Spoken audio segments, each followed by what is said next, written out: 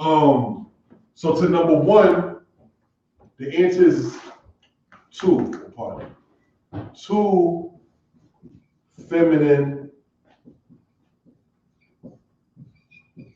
letters. All right. So You wanna know what they are? no. Mm-mm. Thank you though. All right. My next question is, are there any Sophie letters within ancient Hebrew? King. What are the Sophie letters in ancient Hebrew? And what else? Study Sophie. Okay, now, one of the things to note is I'm asking is how many Sophie letters are in ancient Hebrew? Right. There are none. Oh. So that's the answer. The answer to number two, as far as it goes with how many, can you read the questions for me, Al? Okay, no problem. Whenever you're ready. Brother, can I get some wine? Hold on. So, the wine, Babakusha, please. I have enough juice today. So, Roboto. I was just talking to someone. Babakusha. Cane, because that's like, hold on. All right, so we're going to move on. And, All right, so the quiz. yeah, I'll read it. Sure. Can, because I need the money. Babakusha. The next one, the Hebrew alphabet is read from right to left. Is that true or false? Yeah. All right, so the answer then to number three, for those who are following, Number three was how many, was the Hebrew alphabet? oh, my bad. Yeah. My bad. It's ancient, there's no Sophie. My bad. The third question, sorry, that was the answer to the fourth. I didn't number it on mine, I'm sorry. I was asking, the Hebrew alphabet has how many mute or silent letters? Two. Okay, so the answer to that is within A.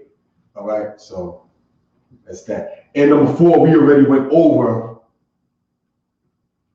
and that's true. So that also is A. All right, so now anybody able to follow along or so forth, you're able to basically able to answer this. This is a quiz. It's not like a test or some kind of level of that kind of magnitude. It's just to go over quiz aspect. How many different vowels are there within Hebrew? 9. B. All right. Tell me which ones are they then? Seagull. Okay, so we have Segol and what else? Kamat. We have the Quamats and what else? Patak. The Patak, so that's 3. Karik. That's 4. Eret. What's that? The two. Sounding to The Ray is like the two that sound like an A. Right. That one. Okay, so that's how many now? 5. Okay.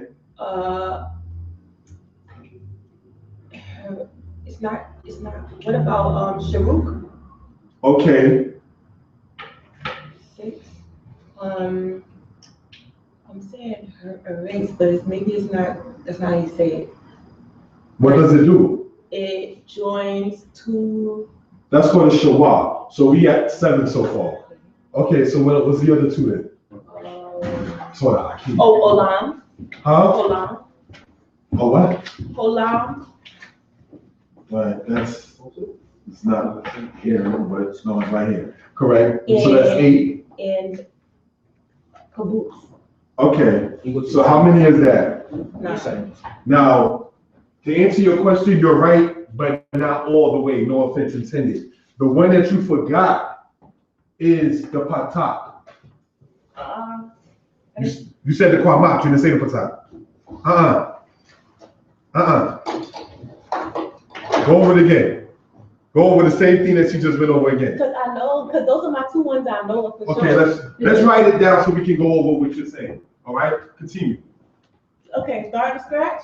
Yeah. All right, we go. That's with the 3 dots. That's right here. Right. Oh, let's go. All right, Kirit is the E sound, the dot on the bottom. Holam is the O sound. Right. Kibbutz is one of the U sounds.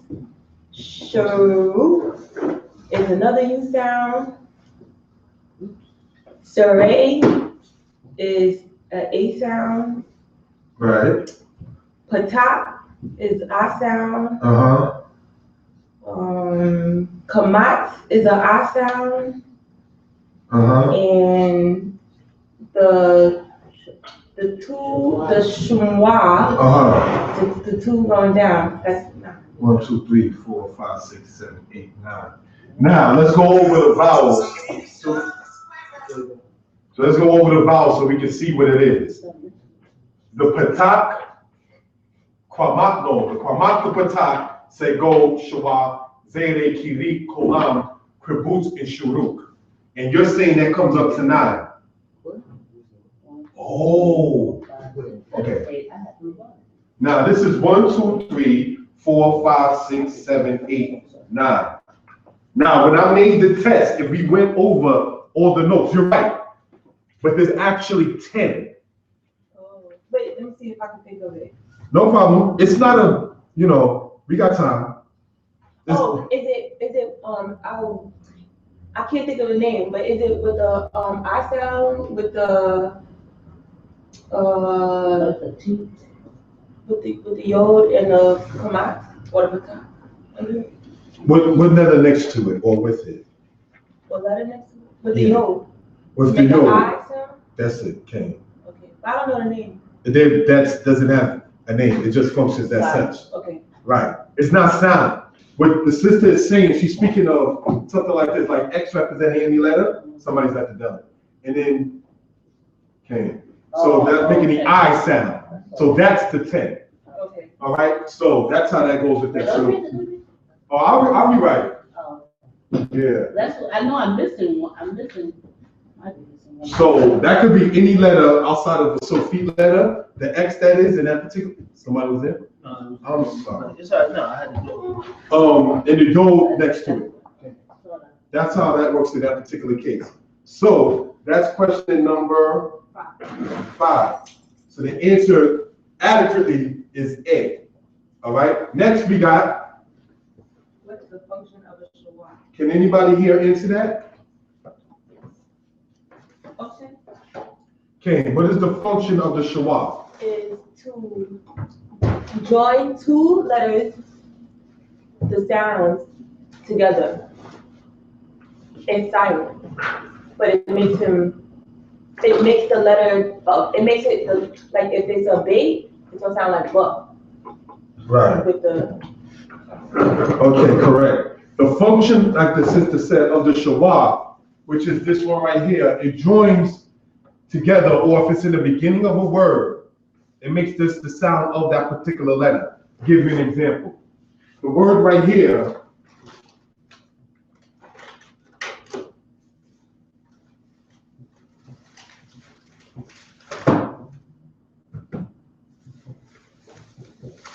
can anybody say this word, or at least say what the letters are?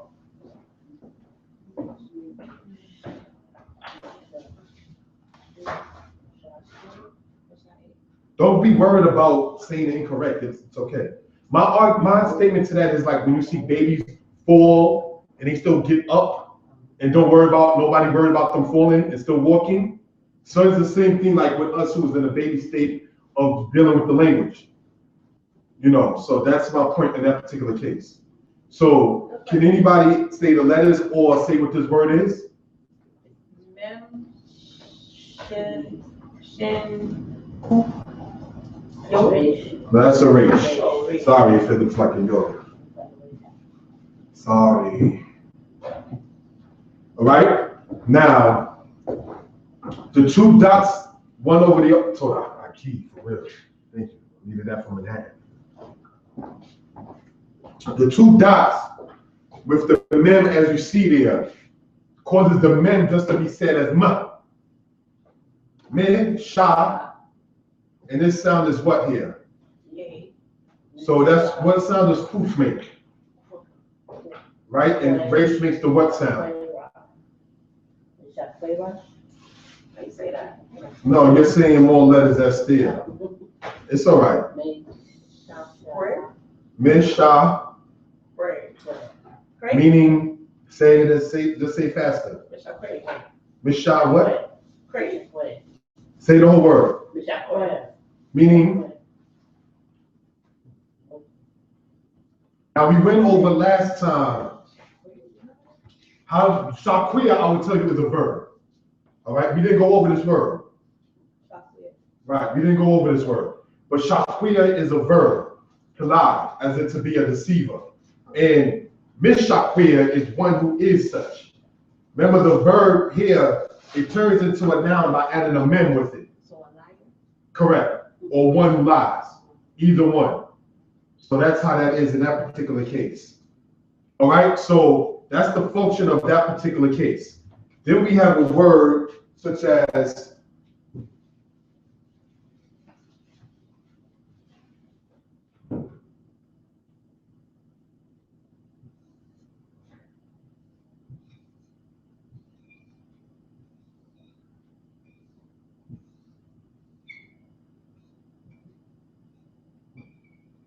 okay, this is a what letter here, right? And make any what sound? Okay, and this is a what? So the M and, so how do you say that so far? Right, now what the sister was saying is with the shawab, you join it with whatever preceded before it. So, like we had mishaquir and you just said the ma sound or the M sound by itself. So when you have this joined to this, how do you say this part here so far? Huh? It's mom. Okay, mom. And this is a what? That's correct. This is a what? Make it what sound?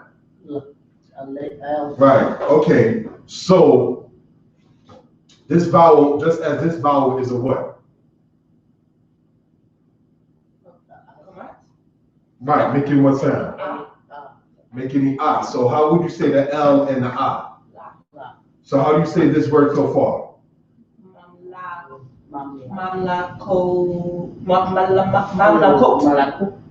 No. One more time. Right. Mamlakot, meaning kingdoms. All right. So just wanted to point that out as far as reading purposes, and that is the function of the shawab. All right. It joins what was before it. Right? La, kaf and o, ko, and then the T, mamlakot. The kingdom? No, it just means kingdoms, plural. Mm-hmm.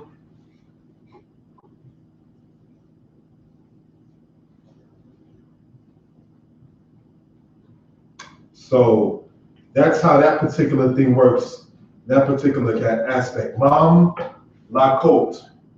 Mam la kot. Remember, it goes from right to left, meaning kingdoms. Any questions online?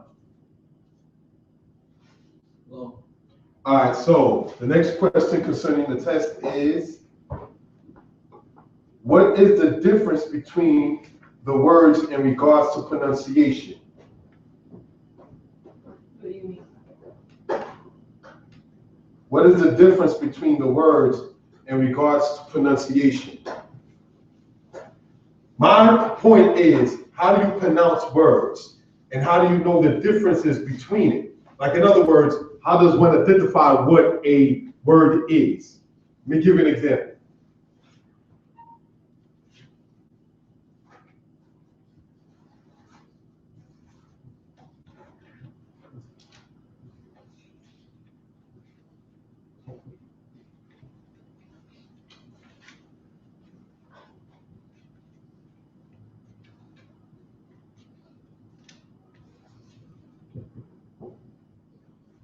Now, this says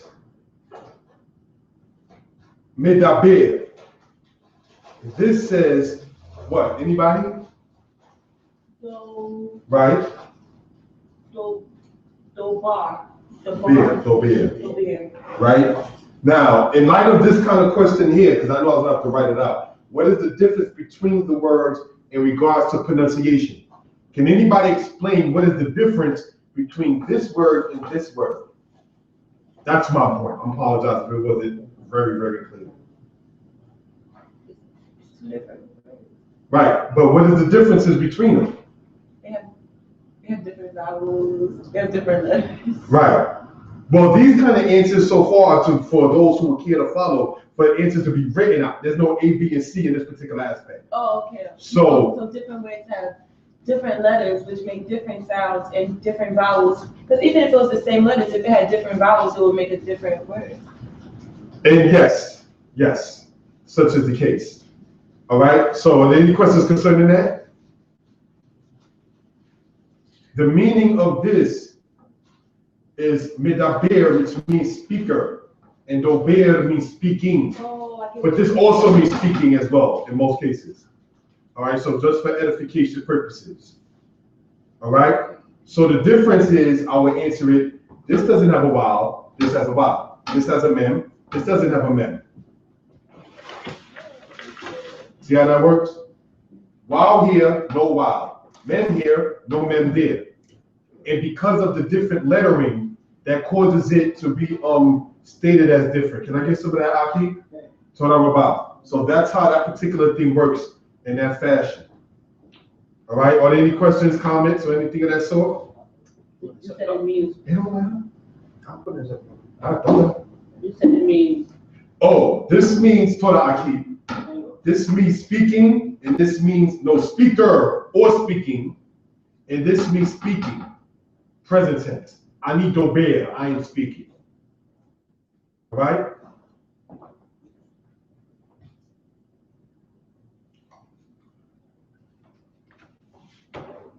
Toda.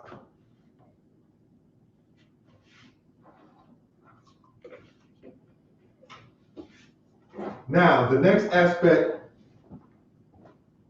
what is the role of the Hey letter in regards to the Hebrew alphabet? In other words, state everything you know concerning the letter Hey. Hey at the end means feminine. In most cases, yes. In most, hey means stuff. Yes, but Ha means stuff. Ha. Right. Hey is one of the most important letters.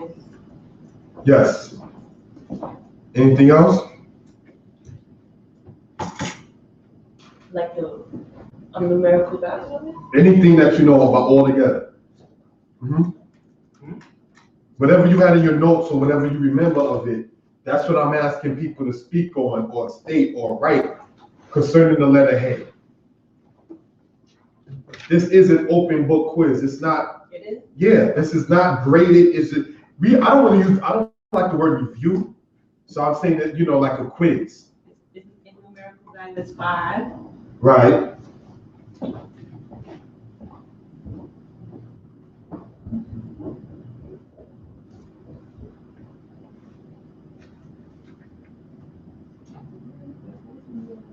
Anybody else with anything?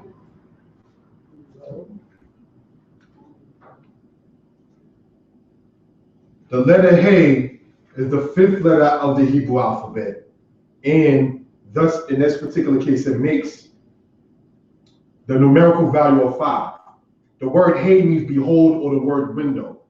The word Hey, when preceded with any letter that has a patak with it, makes it a feminine word. The letter Hey also is used as showing a past tense when we deal with certain kinds of verbs.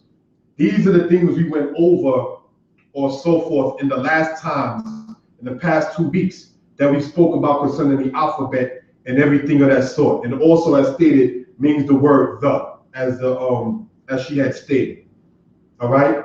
So it's basically, you might want to say like the most important letter of the Hebrew alphabet. Because without that letter, the alphabet doesn't function.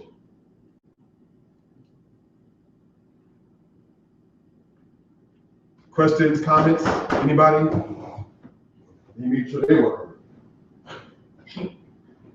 coming.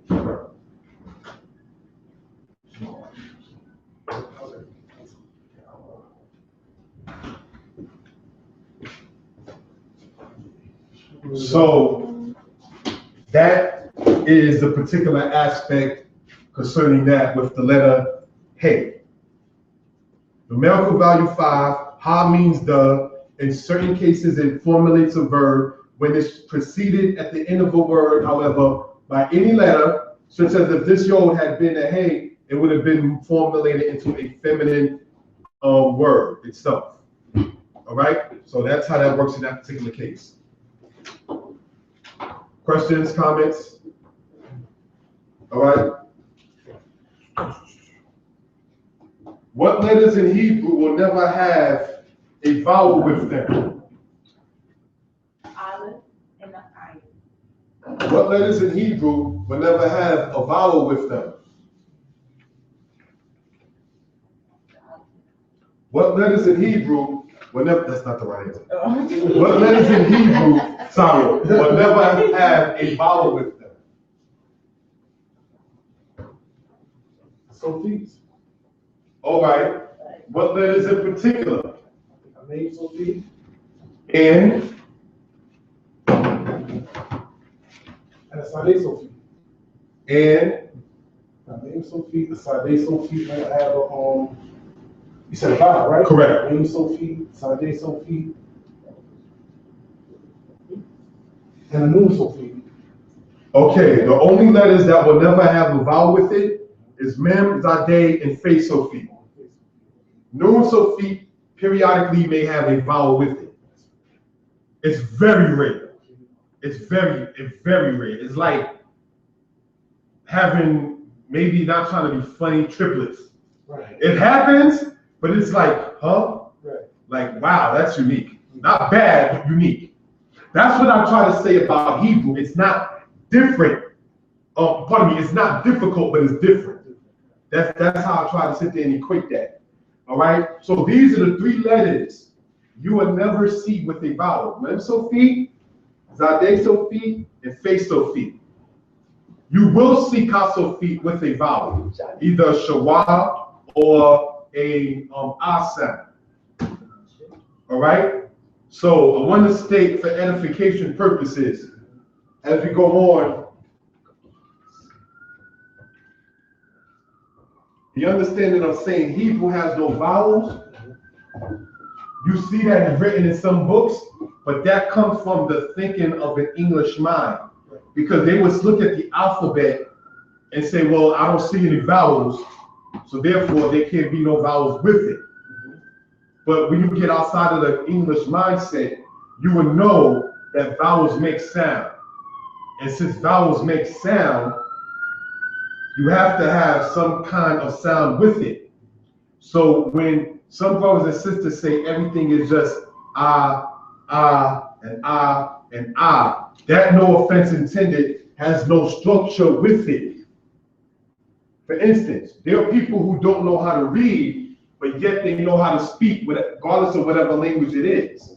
So you can't learn a language totally by just looking at it. Like one person had stated, and this is I mentioned something sad in a way, but somebody had actually stated, well, do you see any vowels when you read the Torah? And I'm like, well, and vowels, time. You just said something. Blind people know how to speak correctly, grammatically correct, and everything else. Unfortunately, due to their state, they can't see what they're talking about, but they know how to speak. So that just goes to show you, a language cannot be just noted by pictograph form. Did Hebrew have pictograph form? More than likely, yes. Was there a certain style that people had? Yes. But we have to remember, as a nation of people, there were different kinds of certain things. For instance, the Shibboleth and Thiboleth situation in the Book of Judges. Certain people pronounce certain things differently, but I still know what you're saying. Right. First time I was in a southern state, the first question the brother asked me was, "You play basketball? You play basketball?" And I'm like, yeah, I play basketball. Because I understood what the man was saying. Right. That just goes to show you we can't have a tunnel vision when you're dealing with a nationalistic concept of a people. Where if I say it this way, it's my way, and then so forth and so on, and that just has to be that. That can't be. If somebody says to me, shalom, I know you're saying peace. I'm not going to make a big to do over that. Okay, now, the pronouns, a word that takes the place of a noun, right? How does one say I or I am in Hebrew? I'm sorry? Okay means what? I or I am. Right? And you? You is ata. Ata, correct? That's for the feminine, right? No, that's for the masculine. Correct. It's feminine. Correct. Okay. And how you say he or he is? That'll be who? All right? She or she is. He. Okay, now these, as we went over, are the pronouns. I am, you are, we're speaking to a male. You are, we're speaking to a female. He or he is, or it is. She or she is. All right? So that's how that works in that particular case. The pluralization. Okay. For example, when I would get called up to read the Torah, for the I or the I am, you know how people would say, Ani po, Baruch Hashem, Shel Yehovah. I was always used to saying, I know Kipo, Baruch Hashem, Shel Yehovah. Same thing. I know P and I need the same thing. So you can definitely use that also. Okay. But now, with the word I know Ki, does that mean more emphatically that you're saying I am present? No. It's the same. You're saying the same I am. All right, good. The next one we have is, how would you say we or we are? How? Not blue. Correct.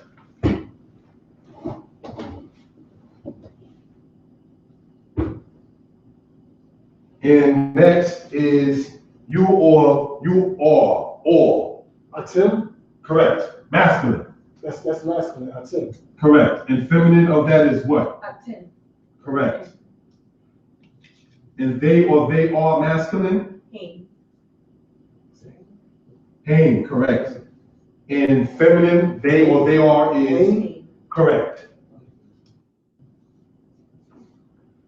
So that's how that works in that particular case. Now, are there any questions concerning the pronouns that we went over? Anaknu, we or we are, masculine or feminine.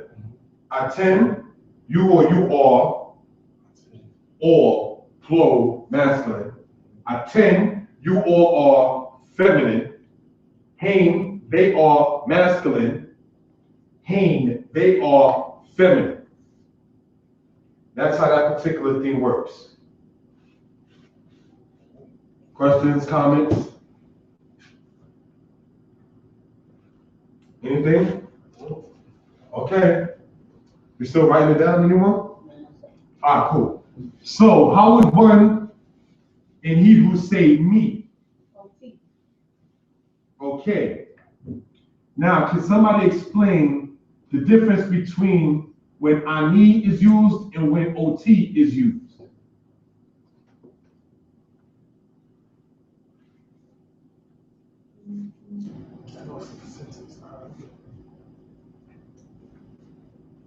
I think it would be like, I said that.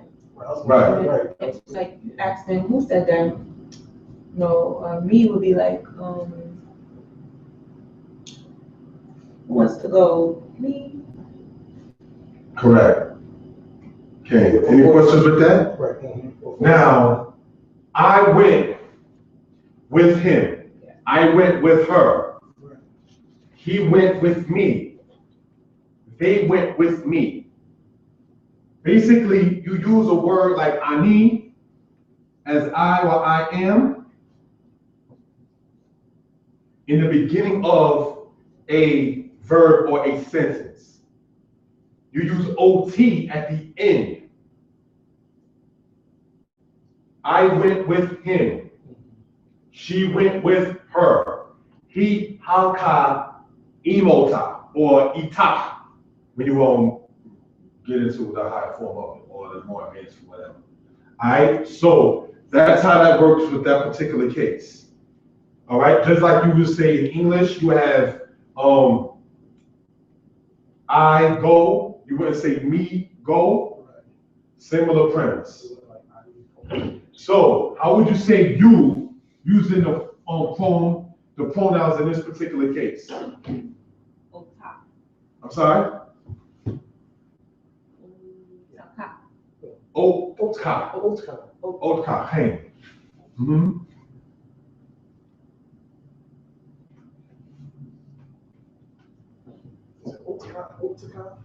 Otka Is masculine, masculine. but that's the singular. Yes. But now for the feminine, would it be otika? No, it's otak. Otak. Okay.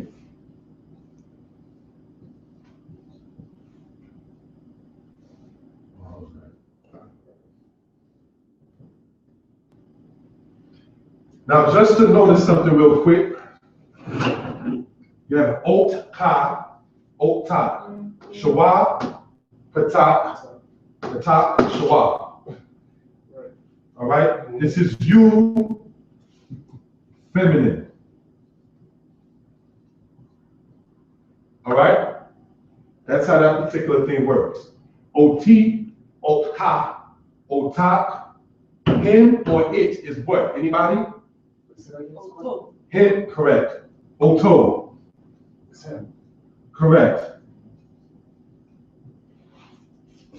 He rata oto, she saw him. Who ra'a oto, he saw him. Who ra'a otak, he saw you when you speak it to a female. All right, so that's how that particular thing works. Questions, comments so far? All right. Anybody online? Just let me know if such is the case. Okay. Hold on.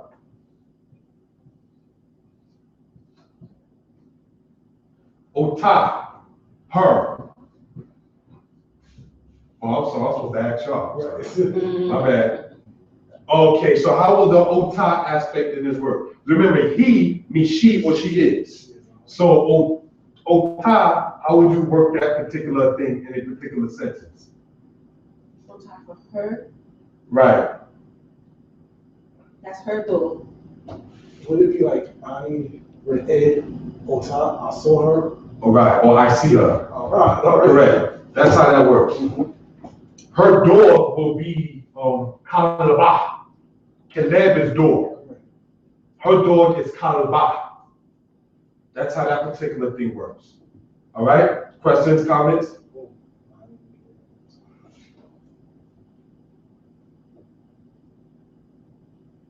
Nobody? No. All right. So now, then we have, how would you say the word for them? Masculine. Ota,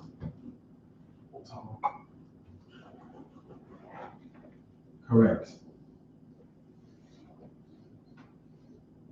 And feminine? Ota. Okay.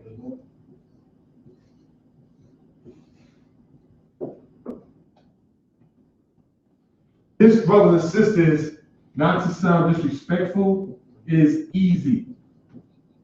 This is not hard. M stands for masculine there. Right? Aniro and Otam, I see that. I need ro'e otan. I see them if I'm speaking about feminine aspects, either feminine people, no, let me say that properly, females. There's certain things you just can't do in Hebrew. Okay. So let that be the case. Then you have other aspects.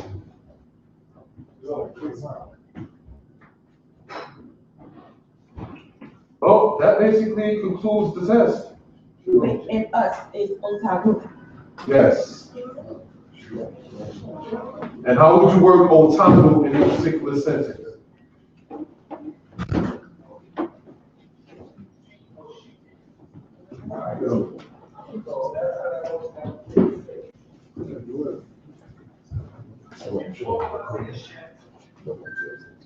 How would you word otanu in a sentence?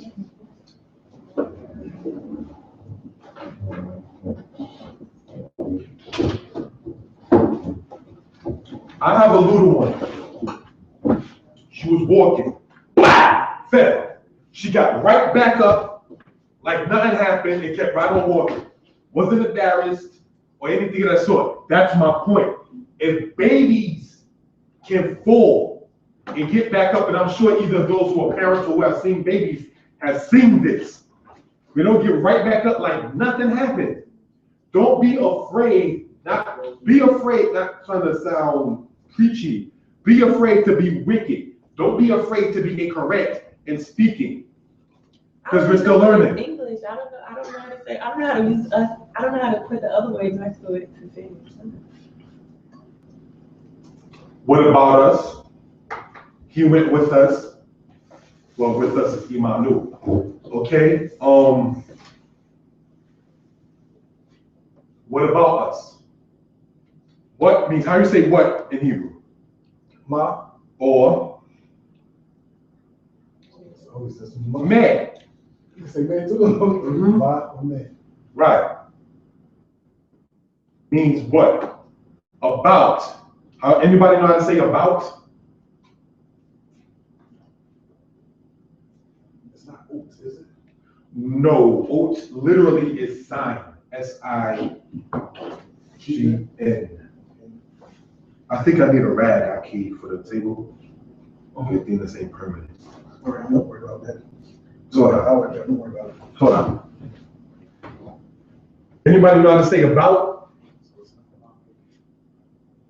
Malachi, you mind anybody using your dictionary? Can anybody take the dictionary to look up the word about and then see what they see in it? Yeah, like I said, I've seen children run, play, and so forth and so on, and just boop, get right back up like ain't nothing happened. None of the other children are mocking them or making fun or anything of that sort, because each of those children seem to be in their own world, playing their own games, running their own courses, and so forth and so on. But it seems that I've noticed it with adults, and language is like, I don't want to say something wrong. It's not that bad. You find people stumble in English, so you may find people stumble in Hebrew. You understand? Not to be funny, you find words spelled wrong inside the Hebrew Tanakh, in Hebrew. When you look, Aki, inside the scrolls, and you see a word, then you see like an asterisk looking thing, and you see the same word looking the same exact way next to it, it's because they feel when you write in it, you should never throw it out. So if you make a misprint and you put letters wrong, you should just write the correct spelling next to it. So when you see sometimes within the Tanakh, you may see the Hebrew word typed out in Hebrew letters, and then right next to it is the same exact word. Because one was unfortunately spelled incorrect, then the other one was spelled correct. That's how that goes in that particular case.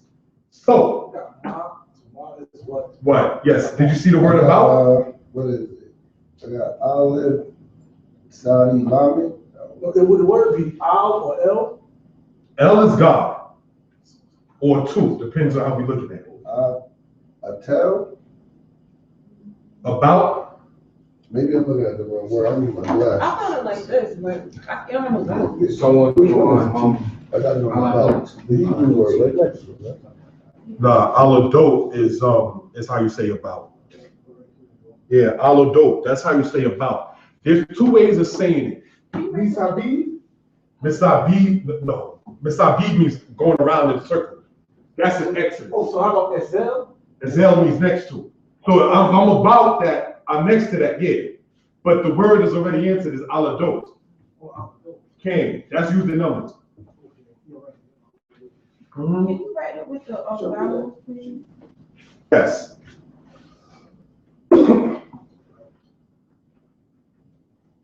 Great, it's good. This one? Al-adot, concerning or about. Zet al-adot otam, this is concerning us, so this is about us. That's how that works in that particular case. So, what about us? I didn't write the word us. No, I mean, what about us would be Ma al-adot otam. my adult. That's the long way of saying it. You say ma alenu, but we ain't going there. You just say ma al-adot otam. So I'm just showing how that can be used within a sentence. Okay.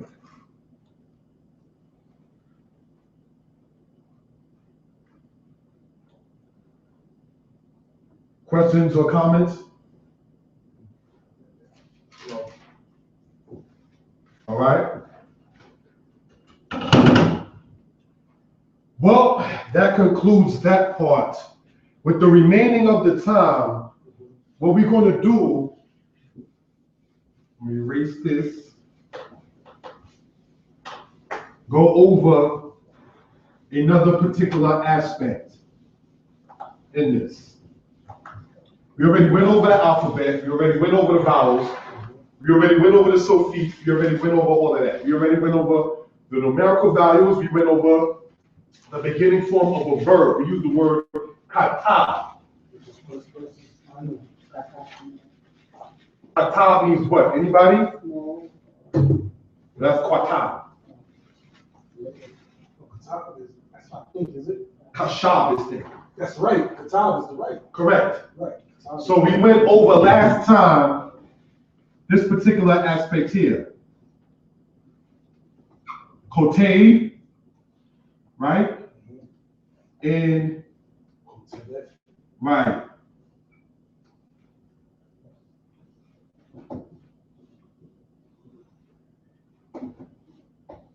Now,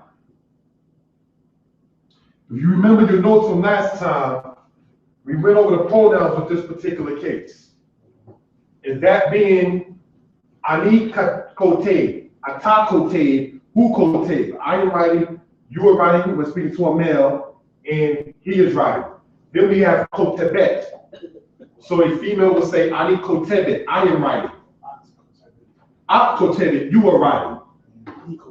He kotebet, she is writing. Right? Now we're going to pick on this root word kata and just go and show how Hebrew is patternized. From kata, meaning to write, we get the word letter.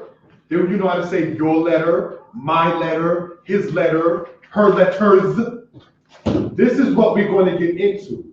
How you can make any verb become a noun. Anybody knows what a verb is, such as a young man? What's a verb?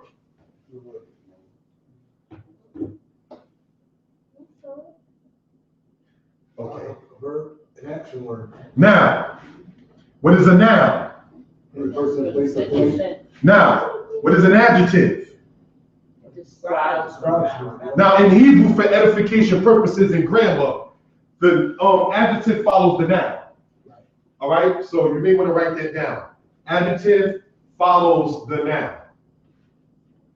All right, what we're going to do, if you remember your notes from last time, which is also for the people online, this is also on the board for lesson number 2. My goal and I'm not trying to sound disrespectful or offensive or anything like that. This class does not have to go into next year, 2017.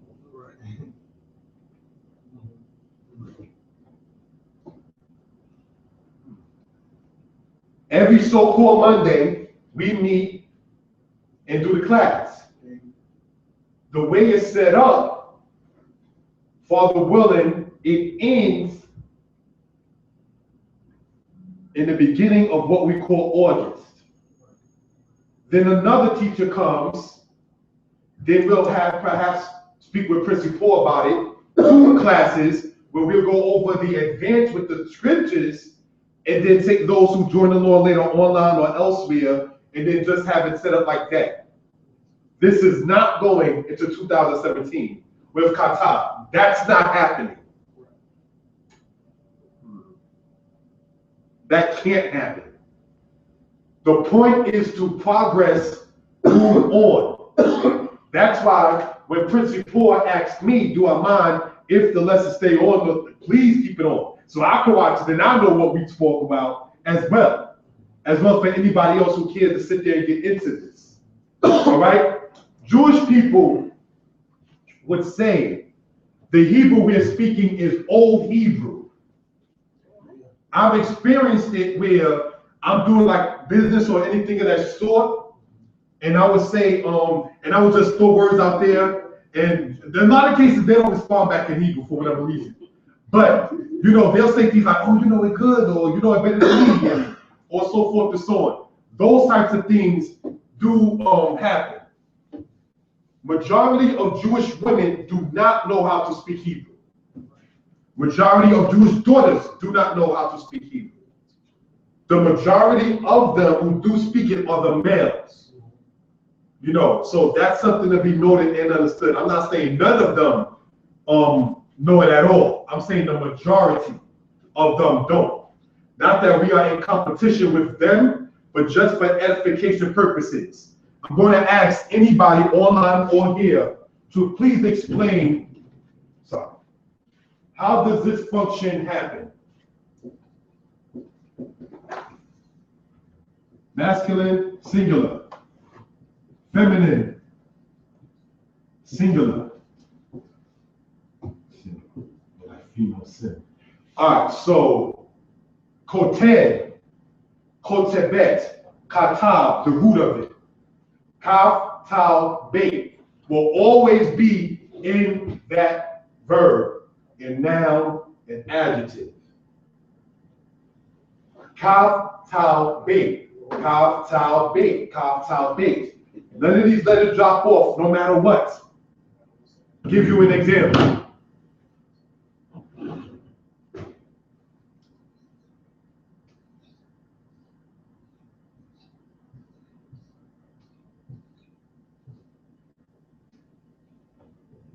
Can anybody tell me what this word is?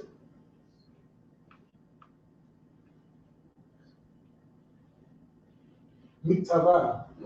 Okay. Now, kaf, tal, bait. That still didn't drop.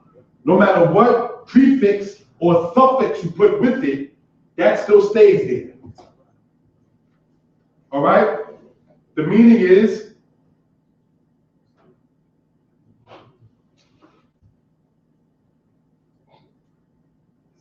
I right? no, where's the I mean? Oh, me is. Remember, brothers and sisters and elders included, this is the verb. Remember, we just stated when you make a verb into a noun, you put a mem with it. Remember, we did mishakwe and shakwa? So if this is the verb and this has the mem with it, no, this is the noun. No, this to whatever is a verb. This is the noun. Okay, and that won't work. We didn't go over this. I'm just showing how, trying to show the barar, the barim is words. All right? The brother stated the right pronunciation as big tabaya. Ka, ta, big. Still in there, no matter what. This is the mem. Kaf, ta, big, yo, wa. You know when the Z's, with a yo next to it, that's I, whatever. I, Adonai, Kai, Shah. By the way, Shah is a Hebrew word too, by the way. Word Shah means a gift. All right? And when you put a vowel next to it, you just put Aiwa. Miktabayo, I'm going to show how simplistic the language is and the pattern that Hebrew has. Let's be the father. When I studied Hebrew, I didn't study each and every single word. I studied each and every single pattern. So once you understand the patterns, then you understand how the formation goes. It's simplistic. All right? Now, Mitab means what? Anybody? Mitab is bad and it's spelled different. Okay. Brother, you got your dictionary there, right? Look up the word Mitab from the Hebrew side. You gotta look from the Mem, Kav, Tav, Beit, and tell me what word you come up with. Is that my writing? No, it is not. Sorry. For anybody listening online, people were saying I should repeat it. The sister asked, does this mean my writing? It does not. Does anybody online have a question or comment about this word? All right. Now, when you look up the word miktab, what do you see, brother, in the translation? Miktab. You got to look it up from the mem side. Okay. Yo, how my job? Now, how you going to ask me, B, to stay late? I'm sorry for the class. How you going to ask me to stay later after you threatened to write me up? Yeah, but Really? I'm gonna separate the ruach. I don't know if everyone's like, oh, this spirit's different than last week. But I can't, you don't do stuff like that in Hebrew or English. The same day? Well, that happens, well, we're gonna write you up, but hours later, we need to know if even if I didn't have a class, I still wouldn't have gone. No. It's funny we talk about writing, right?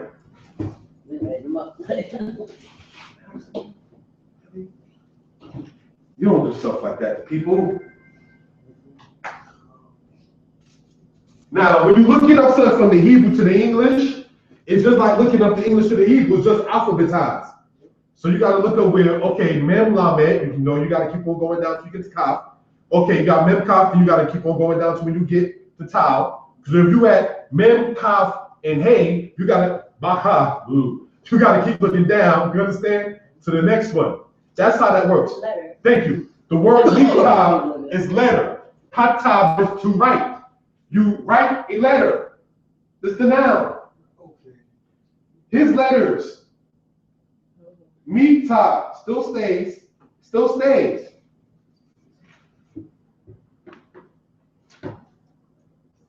Mitabayo. His letters.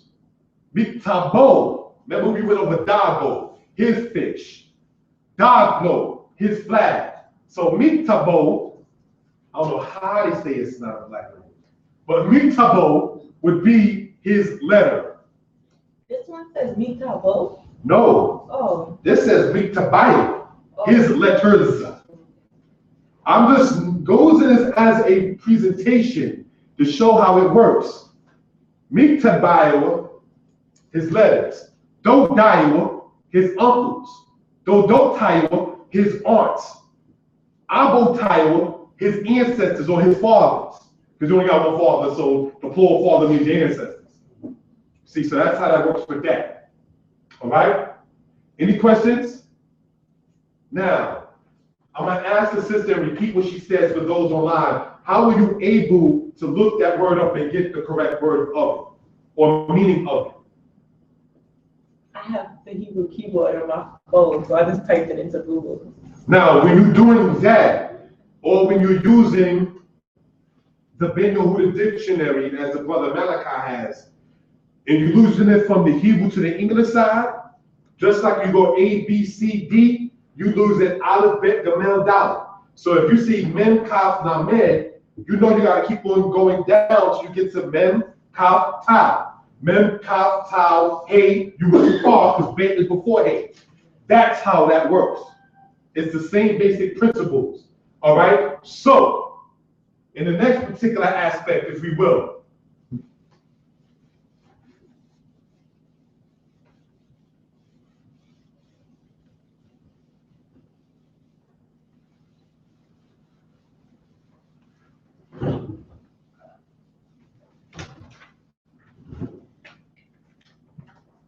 all right, using the same form word, hata, to write.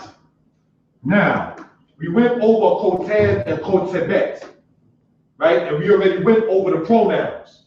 What we're going to hash out now is the pluralization in the present tense, which we didn't do last week, of that. This is when we're dealing with the pronouns anaknu, atem, aten, haim, and haim. They are writing, we are writing, you all are writing. Like I would say to everybody sitting here, atem kot being, you all are writing. That's how that works in that particular case. All right? So you got kot being.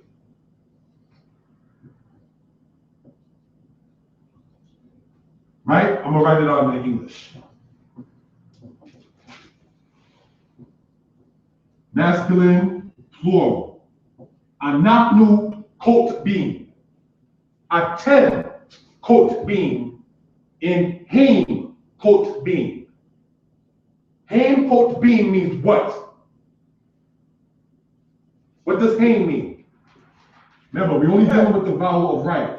Haim is her. No, No. it's they. They are. They. Okay, but Right. different. So it's Well, haim is the masculine, And and haim. haim is the feminine. Haim coat being. Right, hem coat being would mean what? They are right. Right, hem coat being otam, they are writing them. Hem coat being oto, they are writing it. That's how that works in that particular case. All right, so we're dealing with anaknu as the pronouns, I'm saying. We Atem and haim. You will not use otanu quote being. You will not use otam quote being. Got it? So that's how that particular aspect works. Questions, comments? All right. So quote being. That's how that works in that particular case. We have, as stated, anachnu, we or we are. Atem, you or you, age, long. You all are. And haim, they are. We are, you all are, they are. Quote be, writing, masculine plural. Quoted, singular. Quote be, plural. You will not say correctly, anaknu, quoted. That's incorrect grammar. You will say anaknu, quote being. You will not say ata, quote being. It's atem, quote being. This doesn't mean more than one writing form. What it means is you're showing how the verb agrees with the pronoun. The adjective and the verb always must agree in Hebrew. Hebrew is a rhythmic, gender-orientated language. As we went over the presentation that I did with some other brothers over at Nicholas Bookstore, we went over the fact of saying that Hebrew language is an Afro-Asiatic language. It is not an Indo-European language. It is connected to Aramaic, Arabic, Amharic, Ge'ez, Chaldaic, and Berber. Berbers are black. They still exist in Northern Africa. The Berber people. The Hebrew language does not belong to a European people. And this is why when you look at the 201 Hebrew verb book, they will say, well, the Hebrew verb differs from the Indo-European verbs. The reason is because it's not an Indo-European language. It's an Afro-Asiatic language of the Afro-Asiatic people. That's why it's very similar to the languages of what they quote unquote call the Middle East. The Middle East was a term created in 1902 by an East Indian man by the name of Mahan, Mahan. He created that term called the Middle East to try to divide what is commonly called the lands of Iraq to Asia and the Sinai to Africa. That was done malicious, you may say. So, getting back to what we're saying, Kata, Kotubim, Anaku, Atem, and Hain. All right? Now, does anybody know the feminine plural of this same particular verb? Besides Malachi. Kataba, lo. That's in the ballpark because it still has the ka, the tau, and the bait. But how do you say it feminine pluralized? Okay, Kotabo or Katabo. You're right. You're right. Well, no, this is Katab. You're right. That's the root of it. Right? Well, you really say literally Kotabos. Correct. If we notice something carefully, regardless of whatever is mixed in it, it still has the ka, the tau, the bay. The ka, tau, bay, it don't drop. That's how you know Jew is not a Hebrew word. A whole other subject letter. But Colts, because Judah in is Yahudah, and the Dalet in Hebrew never drops whatsoever. So how does Yahud or Yahudi become Jew? So phonetically, not to sound like, oh, he thinks he knows everything. No, it's just saying what it is. Were there tag words, were there nicknames? Of course there was. But if you're going to speak, may he rest in peace, like my teacher, Mordei Oshea said, there's no slang in Hebrew. So there's also no curse words in Hebrew. You understand? There's no set aside word for profanity in the Hebrew language. David was a child and he called Goliath Arel, which means uncircumcised. That's like one of the harshest words you might be able to say. You know, so that's how that goes with that. So now we have Anaknu, which is masculine or feminine, right? Then we have Aten. Then we have Hain. We, you all are, and they. So if I were to speak to two females, I would say, about two females, pardon me, I would say Hain quote both. They are writing. I'm going to write this in English. Now, to the people who are listening online and to those who go to the past lessons, which is only 2 weeks, and follow along, don't hesitate to ask questions online. I do check the message board to sit there and see if anybody has any particular questions. I'm speaking to the people online. I do respond back to the questions that's asked to the best of my ability.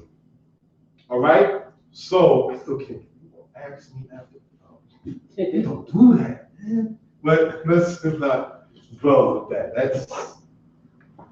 That's another aspect. All right, so you got Anaknu, Aten, and Hain. Anaknu, Aten, and Hain.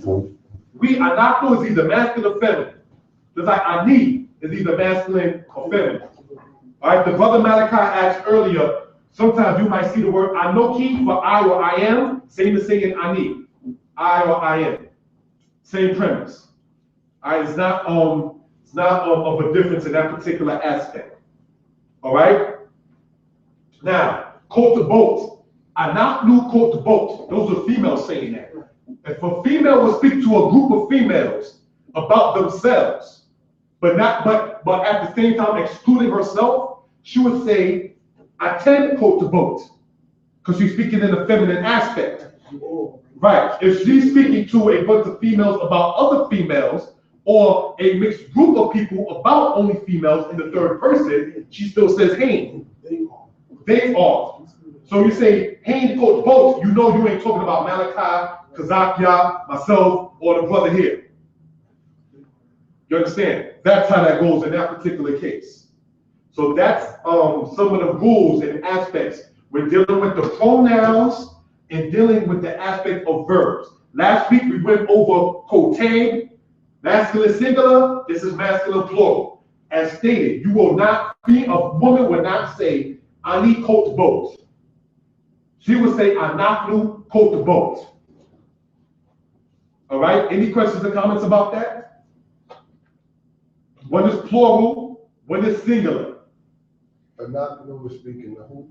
Anaklu is speaking of us, we. Anaklu means we. Somebody had a hand I up? have a question. Not referring to this, but not to sound funny, when it comes to the Tanakh, and to those Israelites that speak the Lashon Kodesh, or the Kodesh, Lashon Kodash. the Kodash, do they have a Tanakh written like that? Yeah, I've seen it. Okay. He came out with it, I've seen it. So, as far as it goes down to that particular aspect. All right, now, we're gonna take, any questions, anyone wrote this? We're gonna take that same root word katab and show how you make it from a verb to a noun. Then with this lesson, we're going to show how you show possession of a noun. See, I can go, not trying to be funny, from this to write, to be written, to inscribe, to be inscribed, but we want to go over particular aspects so that way a person can be able, that way a person will be able, both are blessed, to just look at a word, then get some pronouns together, you already got the pronouns, and then get some nouns together, know how to formulate the possession of a noun. That's how you get a sentence. It's very, very easy. It's not difficult. It's just different. Some of the differences is that Hebrew is read from right to left. Ancient Hebrew had only 22 letters. Modern Hebrew has 27 letters because there were no sophites inside of ancient Hebrew as we went over the last time. For instance, look at what they call, good. The presentation I did with the brothers from AOC, I went over what they call the Danite stele or the Danite stele, right? And in it, it says this, obviously in ancient Hebrew.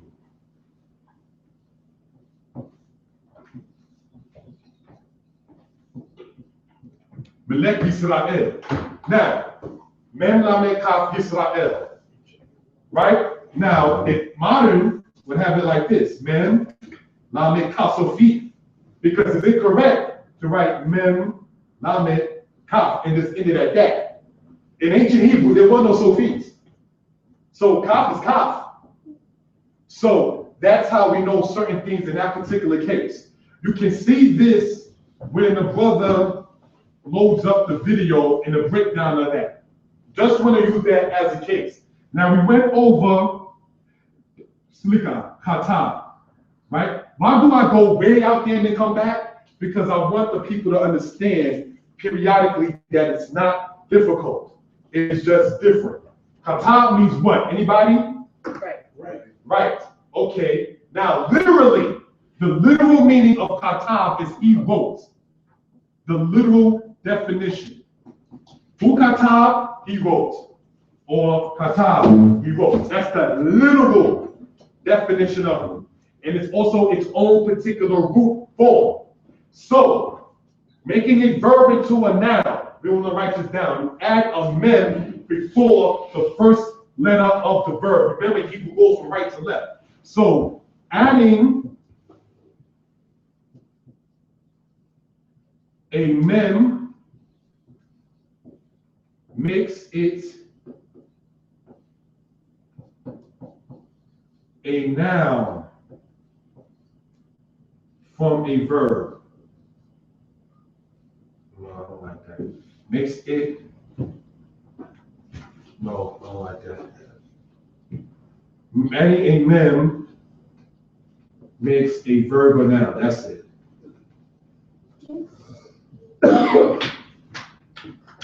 Now, this happens periodically. I'm not going over Medabel, Meshaquel, Mekate. I'm not doing that. We're doing it very simplistic. Take any verb, put a mem, and it transforms it into its noun. All right? Kata, right. Mikta, letter. See? Simplistic. Now I'm going to put the vowels in for edification purposes. Now, if you remember the Shabbat usage, we need an easel. Torah Aki. If we remember the aspect and concept of the Shabbat, it joins with whatever's before it. Remember? So the mem and akiri, the me, come. And then you stop and you go on to the rest of the word. All right? Any questions, comments? Okay. Mikta.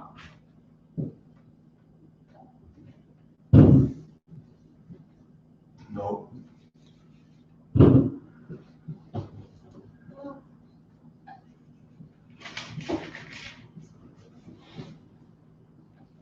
Mikta means letter.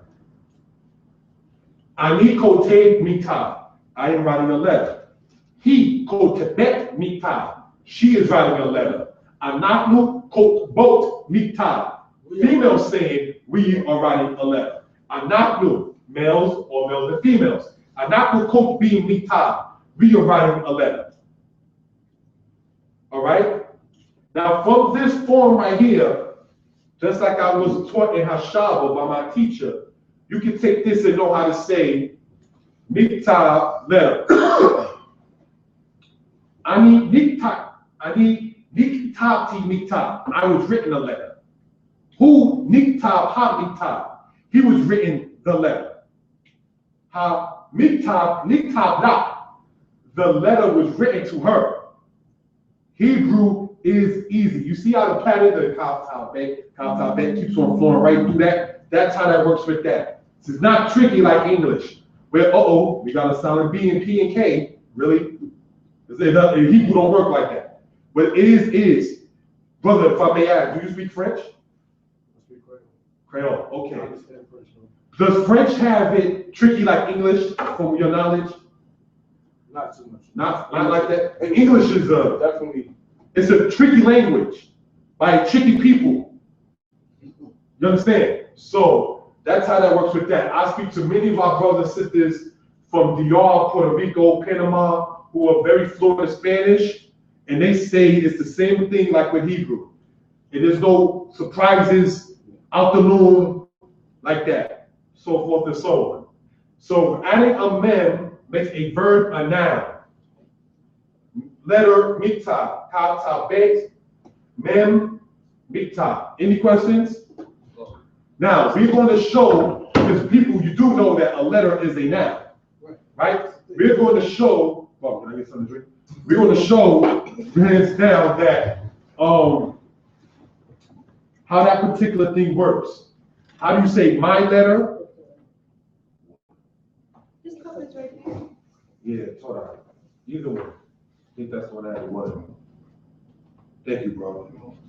You have mikta, now you have my letter, his letter, her letter.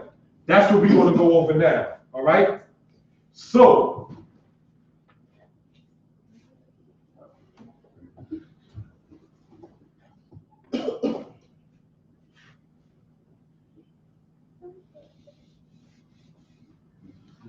anyone want to sit there and take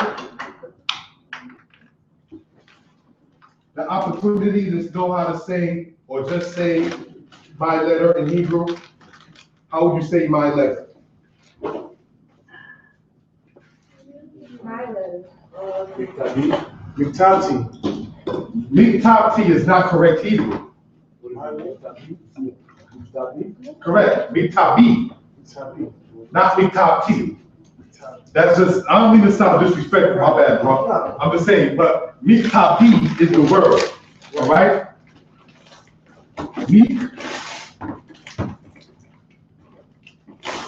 Miktabi, correct. Miktabi, my letter. My letter. Remember, miktab means letter. So when we're dealing with showing a possession, please understand. You know how in Spanish, mi hermano, mi hermana, mi hermana, mi madre, mi padre, mi hijo, mi hija, mi tía, mi tío. In Hebrew, it works the opposite. You show my, your, his, or her at the end of a noun, not the beginning. Mi hermano means my brother. In Hebrew, is aki. The E at the end of the verb or the noun shows it. Spanish shows it in the beginning, Hebrew shows it at the end. Just to give an example. Our brothers and sisters, there's a couple of Israelite elders from Panama. Elders. Their Hebrew is bad meaning good. Why? Because they already know Spanish. So because you already know another language, it's easy to catch on. You just knowing, my teacher that was here, Chief Yosadek, not to be disrespectful or get his business, he's from the Caribbean. Not going to mention where, but he speaks several languages already coming from the Caribbean. You understand? So he, by the time he was already understanding of being Israel, picked up Hebrew very fast, knowing another language. When you just know only English, it's not as easy. That's my point. Not trying to discourage anybody or anything of that sort. Now, trying to learn English, knowing only Hebrew, that's hard. There's no two way about that. You know how I teach, let it be noted and understood. Well, you have it to where Hebrew is different but not difficult. Learning English is difficult and different. I spoke with brothers who were born speaking Hebrew and then asked them, how did the understanding of English come about? It says, man, it's very difficult. Through rough, thought, tough, GH makes the F. How? Really? PH makes the F. Yeah. Pneumonia, heaven forbid somebody has that. Cone, why is B there? Knife, no baby, it's knife. You see, what I'm saying is these are what brothers told me is very difficult. So I took it out the race thing and I asked a bunch of people who were white. And I asked them, well, how did you learn from coming from straight out of Europe? How did you learn English? They said it's very difficult. You know, coming from speaking from Denmark or Sweden or anything like that, to jump into English, they're like, you know, it's very, very difficult in that particular case. Our ancestors who were brought here from Western Africa, when they were being taught English, it was very difficult in a lot of cases. You understand? So just want to let that be noted and understood. Meet Tabi, my letter. All right? Write this down, brothers and sisters, elders, everybody included. I'm not calling people in here students. I refuse to do so. Yod at the end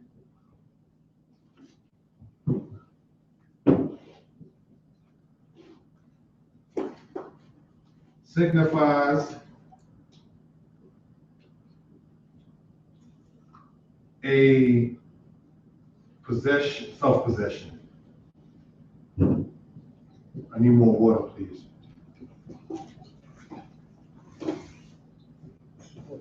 Thank you, Al.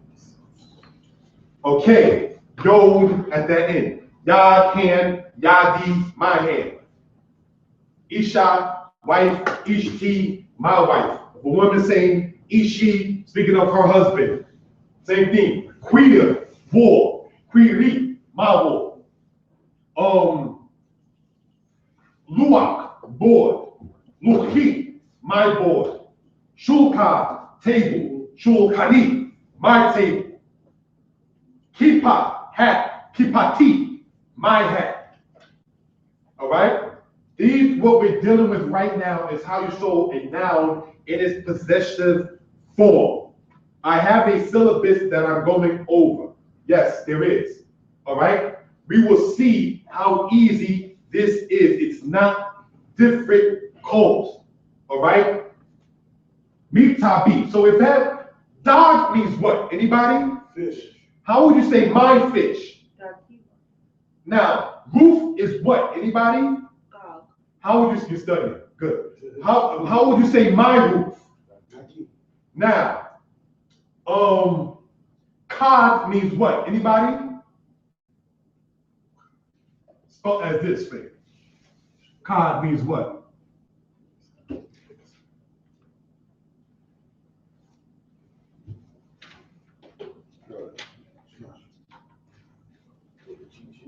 What is it? Cod. It's right there. It's a picture. Yes. How would you say my picture? This is a picture you drink from, by the way. Right. It's a picture. Tamuna is the other one. How would you say my picture? Kadi. Kadi. How would you say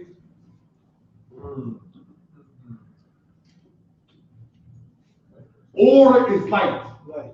And my light is what? Urim. No, urim means light. Lights. It's like Urim. Ori. Right. That's my way. Right, that's how that goes in that particular case.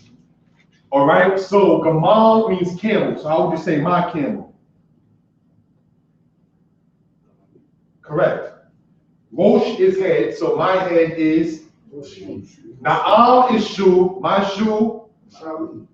Na'al is shoe.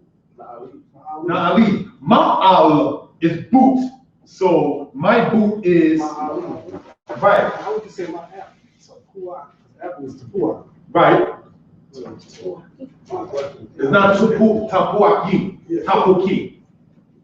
Spirit is what? Ruach. How you say my spirit? Ruki.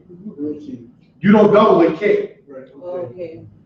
All right, so that's how that works with that. You see that word Ruki in Zechariah 7 in the Hebrew. All right, so Yod at the end of a word signifies some possession, as we went over several examples. All right, that's masculine or female saying. A female would say my letter the same way a man would say. Can you say my spirit again? Ruki. Ruki. Yeah, Ruki means my spirit. All right, so now we got. I'm sorry. So you would take out the vowel, the I vowel, and just put the E vowel. Correct. Okay.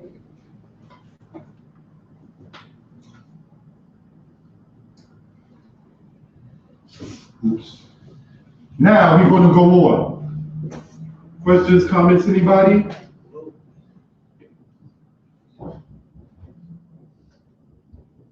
Is that only with the at the end of the Okay. word? Okay. That is. Miktabha means your letter is speaking to a male.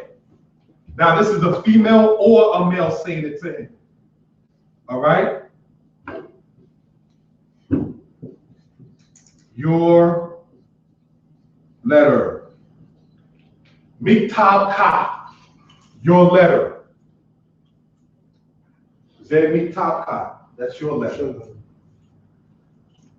Masculine, singular. Because it's not letters, it's letter. The ka at the end signifies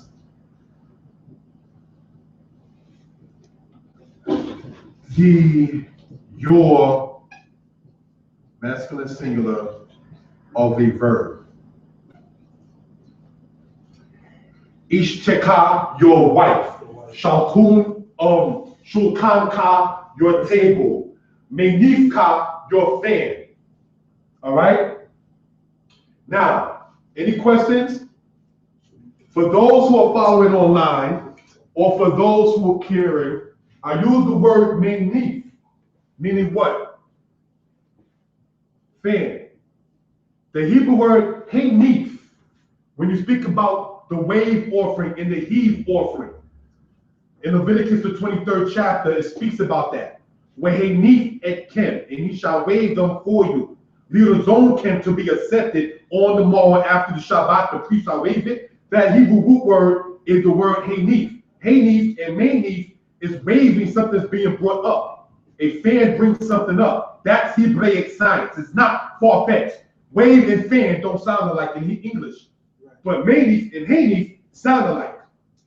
You see how Hebrew works? Like I keep saying, brothers and sisters, elders never want to include it. It's not difficult. It's just different. It's different, but not difficult. Hebdelhu abahu lo kwasha. It is different, but it's not difficult. You understand? So, tab letter. To write. Mitab ka, your letter, when speaking to a man. Mitab ka po, your letter is here. All right? Mitabi u mitab ka po. My letter and your letter is here. Mitab bi, my letter, u mitab ka, hempo. My letter and your letter, they are here. Remember, hem means they or they are? Remember, hem means they? Right.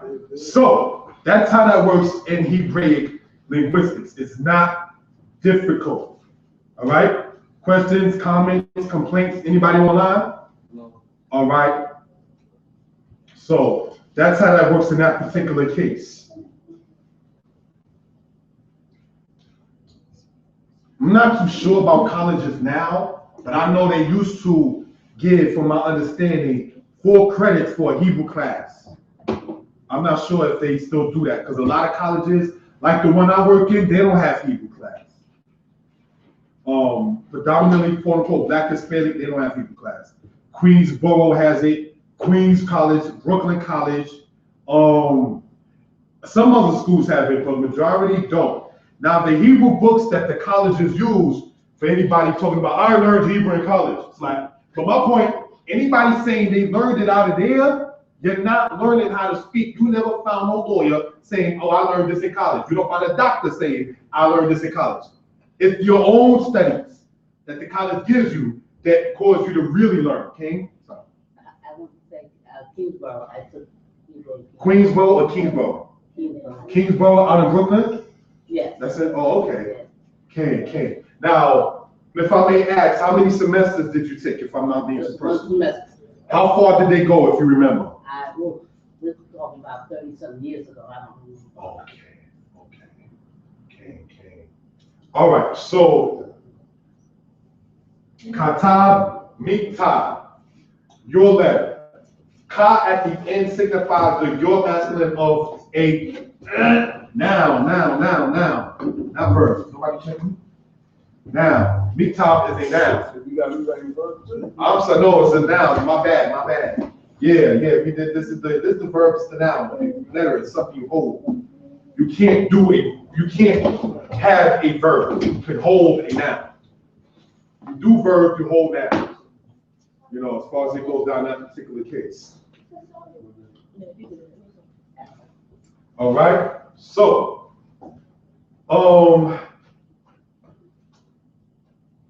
kipaka, your hat. All right. Any questions, comments? Woshka, your head. This is when you're speaking to a male. My shalom ka. Still, the shalom is showing the noun aspect. Because shalom is a place. When you get to the real more Hebrew. Shalom is a place. That's why it's a noun. All right. So we're gonna move on with the time allotted. Then we got Meek, Tab. Now, how would you ask a woman how she's doing? So if we follow Meek, Tab, Ka, Shalom, Ka, how would you say your letter was speaking to a female following that same pattern? Thank you. Meek, Tabek, right? Ma Shalom, Meek, Tabek. Mitabe, your letter,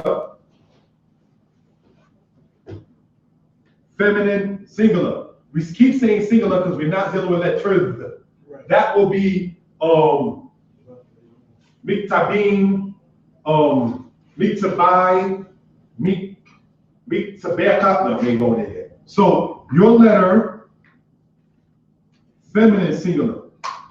All right. Now the noun is still masculine, but you're making it into a feminine possession.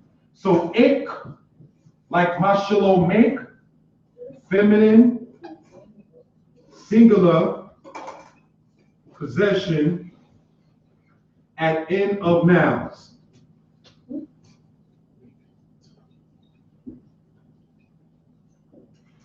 All right? Ik, mashalom make, mita bake, Ritzpah take, bake take. All right? Remember, unlike Spanish, you show the possession of a noun at the end of a word. I'm not going over miktab shalom and miktab shalta. That's not Hebrew class. That is, I don't know. That's not Hebrew class. So na'al is shu. So my shu, na'ali.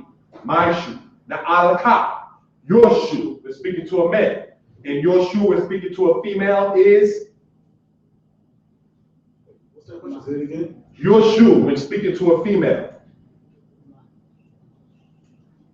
8, feminine singular possession at the end of nouns. So how would you say na'al and make it feminine singular possession? Thank you. Na'alot, Lord. Na'alek. Right, because you got to show with the kaf in this particular case, that particular possession. So that's how that works in that particular aspect. All right? Make tabik. In 3 weeks, we've gone far.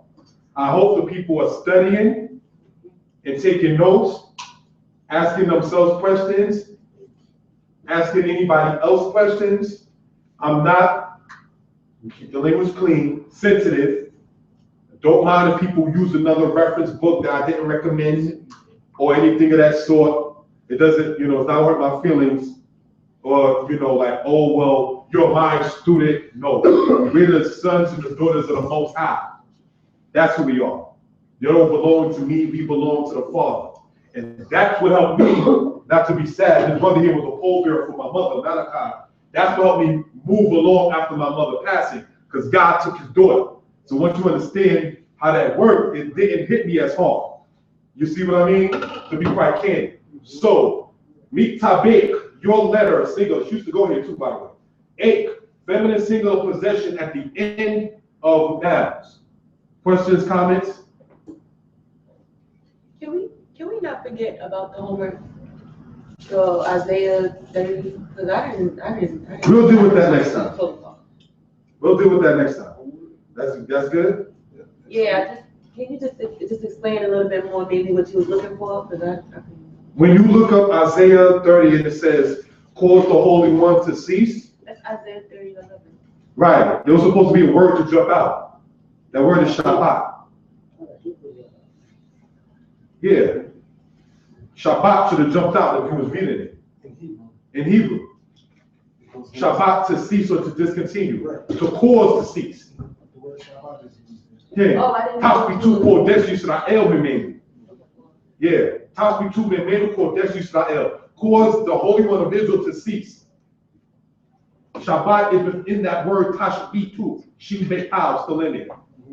That was the point in that whole aspect. All right? But you're studying, that's told. So you got Mitabek, your letter, feminine, singular. All right? I remember when I knew no Hebrew. And I remember Maury Mishael's sons would be like, you're going to be a beast. You know what I mean? So it's just this what it is. The Most High will give you what you want. You want to be a crook? I will give it to you. There's an end result that's not always good, but the Most High will give you the fruit of your hands, which you desire. God will bring that to you. You understand? You want to be conniving, the deceiver, and the crook. The Most High is the former of light, creator of darkness, the master of peace, and the creator of evil. So there's 2 options you can choose. That's how that works with that. Now we got meet time. Like it says, choose life. I can Deuteronomy. Like I said before, you life and death, good and evil. But choose life is giving you a hint on what to choose. We got Meek Tabo, his letter. You remember the first lesson we went over? His whatever is usually ended with O, Yado, his hand, Beto, his house, Rosho, his head, Kipato, his hat, Eno, his eye. Well, Meek Tabo, his letter.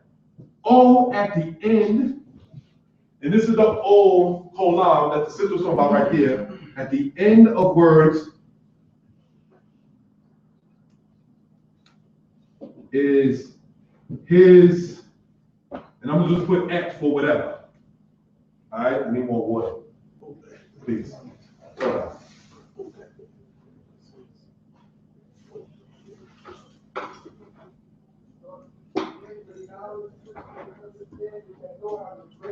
Put 2 cups. Huh? Now we're talking about put more than 1 cup. You got to keep them full of the same one. Torah. See, the thing is, I can't drink no more sugary stuff. You know what I mean? So my body craves more and more mine. you know, to counteract that. Now we have Toraki. We have Mitabo, his whatever. No, not in this case. In this case, it's his letter. Are there any questions or comments? How would you say his ox, or how would you say ox in Hebrew? That's a whole other aspect. Yeah, So that's a what- whole other. Is this just, is it too general to use the word behemoth? Behemoth means cattle. Right. His ox. Shora, his ox.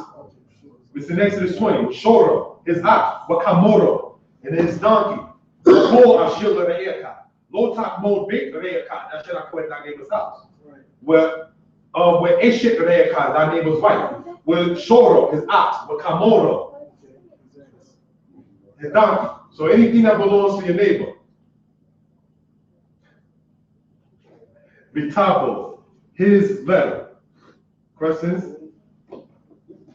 Questions, comments? All right. O at the, Question? How did you water in Hebrew? How would you say what in Hebrew? I'm sorry, let me hear you clearly. I just say, can I get water in Hebrew? Can I get water in Hebrew? Depends on who is saying it and who is being spoken to. You, the male, want to ask a female, can I get water? Please. The way to say that phonetically correct would be like this. Haikolani lehinatain mayana.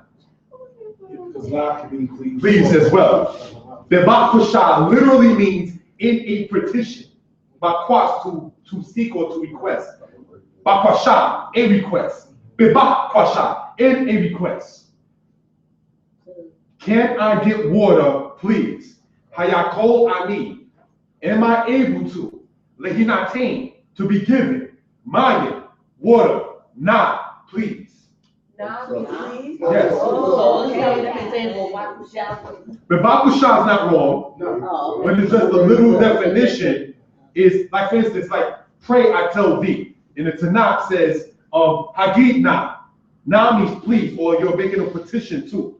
In that particular case. In Hashaba, for those who went in the old Hashaba, they used to sing a song called Shub Naya. Shub Na, Shub means return. Shub Na, return, please. Yah, the Most High. So that's how that goes in that particular case. Mik Tabo, his letter. All right? Beto, his house. Questions, comments, complaints? Anybody?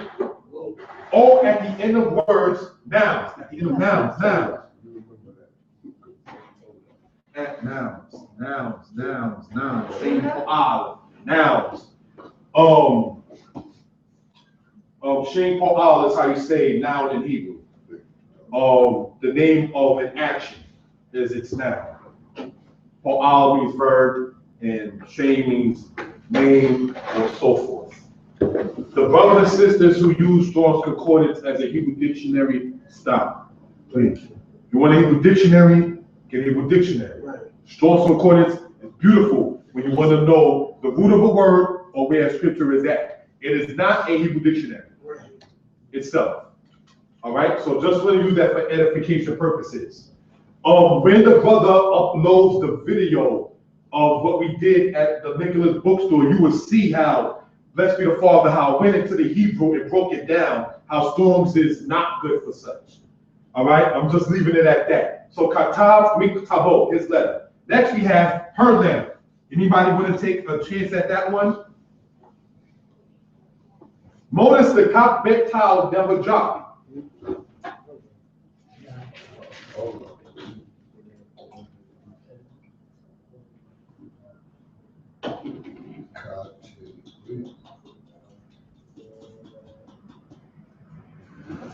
Miktab, how would you say her letter? Top 8, okay? Miktab who? Top 8. Miktab 8? No, Miktab 8 is your letter when speaking to a female. Oh, what do you want to say? Her letter? Her letter. Mitabain? Mitabain? Mitabain? No, that's, I believe you're trying to say her, you're right. You're trying to say miktaban means their letter. Right, in that particular case. Miktaba, as the brother stated, her letter.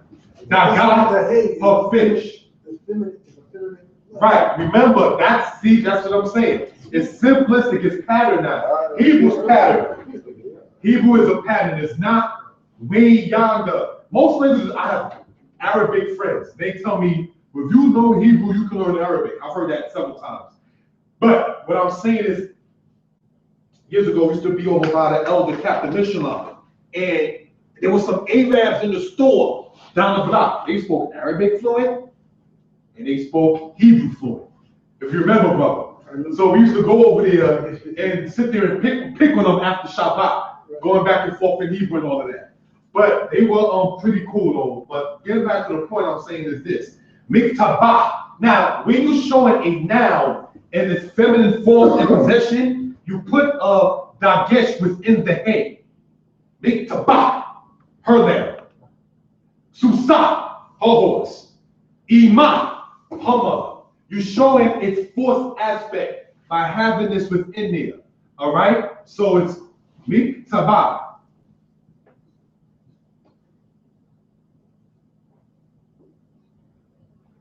Miktabah, her letter, right? And that means, I stated her letter. Now, moving along, you have it to where anytime, strong not the weak not like ata, the strong that's why I put this over it like in the English aspect.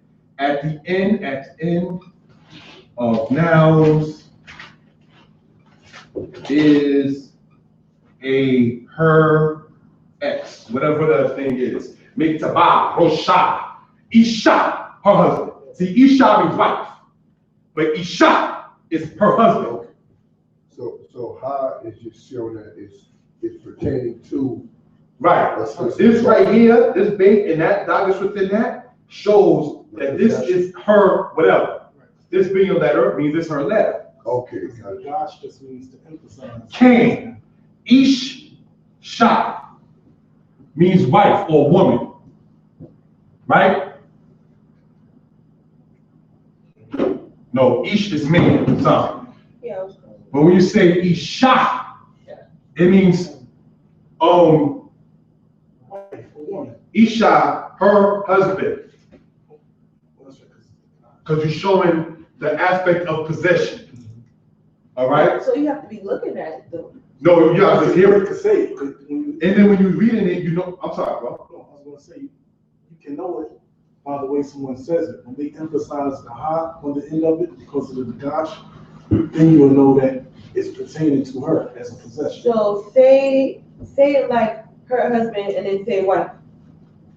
Isha, wife, and Isha. Okay. Right, the gosh means. So yeah. In certain cases, the pronunciation in Hebrew is very nitpicky. Okay, brother? Paleo, how would that work out? Sentence structure. Because there were no written vowels, so it's both the same way. But you still know, like if you were to say the sentence structure, you would know there's no her wife in Hebrew culture, so you would have to sit there and know and say, okay, this is saying her husband in that particular aspect. All right? So that's how that goes in that particular case. Questions, comments, complaints? Okay. Ishet is his husband, his wife. Ishet is wife of. Ishet means wife of. Wife of. Ishti is my wife. Ishti is. Right. Ishto is his wife. What about if it was written without the vowels? You would have to know it. That's what the brother would say, paleo, like in the ancient. You would have to know it by the sentence structure. Okay. Or when a person is speaking, how it's stated. Because they can sit there and then take the whole sentence to a whole nother meaning. Like, Ani Ra'iti Isha, I saw a husband. Or Ani Ra'iti Isha, I saw a woman. Whole big difference between her husband and a woman. Difference between Susa, a bear, M-A-R-E, which is a female horse, and Susa, her horse. So that's what I mean as far as that's concerned with that. Gotcha. All right, so that's how that works. Questions, comments, complaints? Yes. The final combination is going to be, what is that called? This is a Kwamat, and this is called a Dagesh within. Okay. All right. Now, when you just, let's say, heaven forbid, somebody like my daughter, she can't read Hebrew, but like she would sit there and know how to say Isha, speaking of her husband. You see what I'm saying? Because you know, like children learn how to speak before they write. We're learning how to read and then write and then speak because we already set in. You can't teach an adult how to speak. You can teach them how to read and write something. You teach children how to speak because they learn by hearing different things around them. You understand what I'm saying? That's why it's very important to know what you're saying around Yeladim and around children, because they repeat what they hear. You understand? That's very, very, very important. I went to a friend's house. Everything the mother and father said about me, he said. But because this is my biological sister, it's all up. Now, had it not been, I'm like, that's what you think of a brother? But the point I'm saying is, but because it's blood ties, it's like, oh, that's a pass. In that case. But that's what I mean as far as it's concerned with that. All right, Miktaba, her letter. At the end of the word strong is her whatever. Ritzpata, her floor. Kukweha, her statutes. You understand? Sikayona, which is modern Hebrew, hands down, her television. Okay? So as far as there was no TV in the days of Eliyahu. All right, so you understand? So let that be noted and understood. All right, next we're going to move on with the time allotted, dealing with the word miktah. Still, right? Miktab.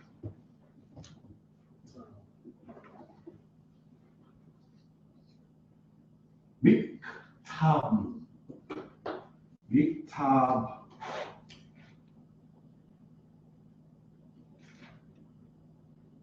Mem, Kili, Kaf, Shawah, you join that. Tab. Miktab. Join that. Nu. Remember, when you have the waw with the u in it, it's u whatever. Had this been a semek, it would have been su. Had this been a kaf, it would have been cool. You see? But nu at the end of a word signifies our whatever. So our letter. Our letter, correct. Miktablu. Not our letter, our letter. I know you didn't say that, I'm just emphasizing. All right? So that's how that works in that particular case. All right? Meek.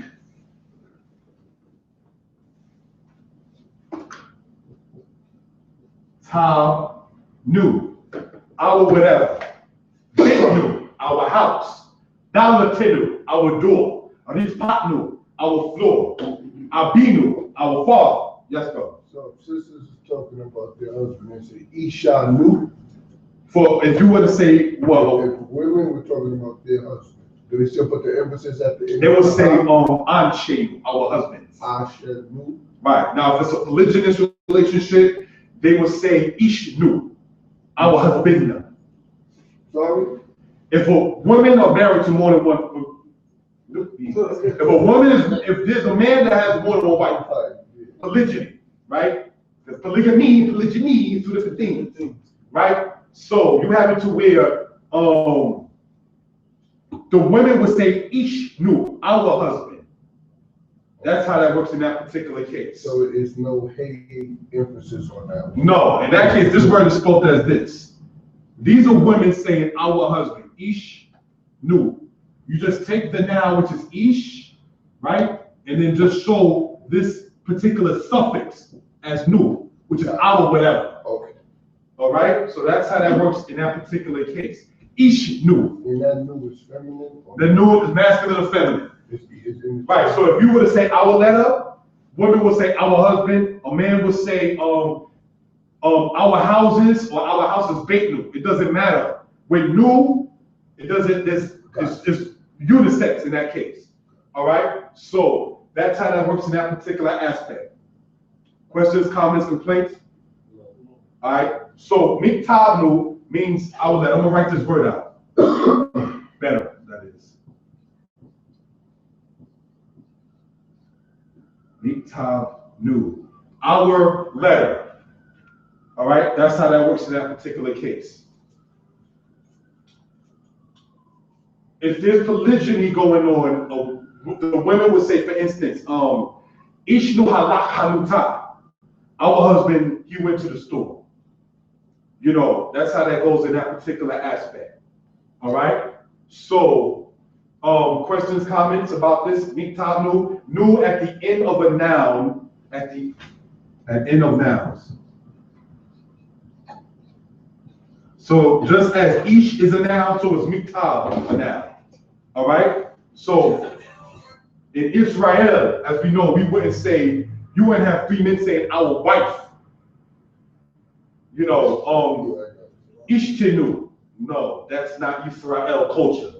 You understand? So that's how that goes in. Yes, bro. That's only with the noon in that particular setup, or it could be with any letter at the end. What do you mean? Like noon and that's vowel. No, and the new sound? In The noon and the vowel with the u sound? Yeah, with the u. What about it? If it's not a vowel, is it still new? Let's say it was. If there's no vowel in it, it's still new. Yeah. So the word's still there. Gotcha. Can. So if that's what you meant. Can. Questions, comments? Nobody? No.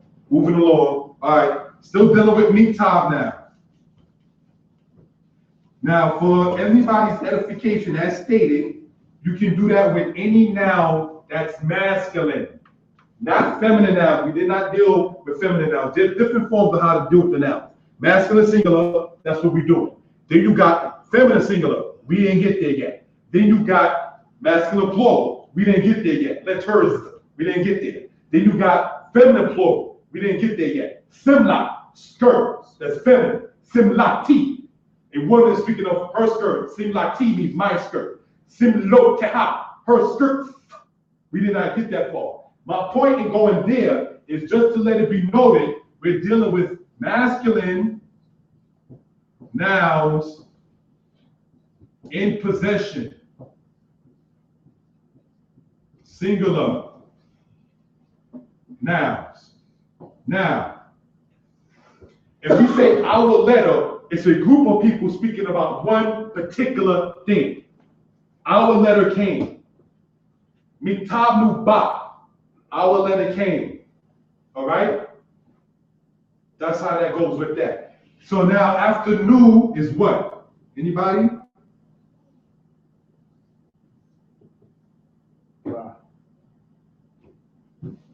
Miktav nu, our letter, and then what's next? How you say that after that? Ba. Miktav what? Okay. Miktabam, their letter.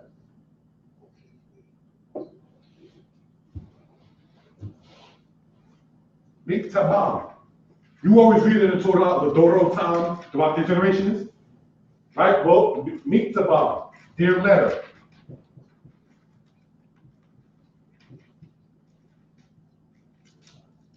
All right? So, Miktabam, their letter. Masculine. Possession. Not to be confused with the word for people. All right? At the end. Is it or aim? For what, people? Huh? Or aim? Miktabam, Lodorotam. Okay. Miktabam is incorrect Hebrew. No, just for people, the word people. Is people. So it's not aim. Correct. All right? At the end of words. All right, is masculine, plural, and singular possession. The letter is still singular, but it's more than what people talking about it. Miktabam, I'm gonna write it in the English.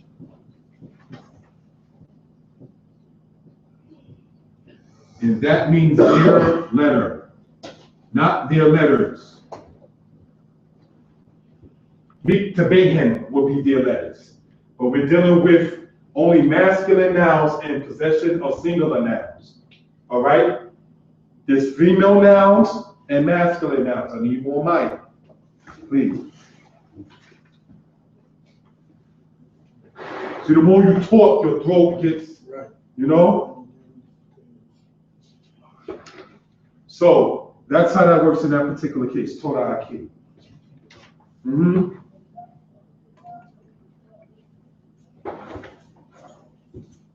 Some of the Hebrew conversations that's easy is what Dawid spoke. Some of the most difficult conversation in Hebrew is in Genesis. I don't know why some teachers in Israel, no offense to no one else, say Genesis is easy in conversation. It is not. It is the most difficult of it because there's a lot more talking between people and people in Genesis than anywhere else within the scriptures, as far as the Old Testament is concerned.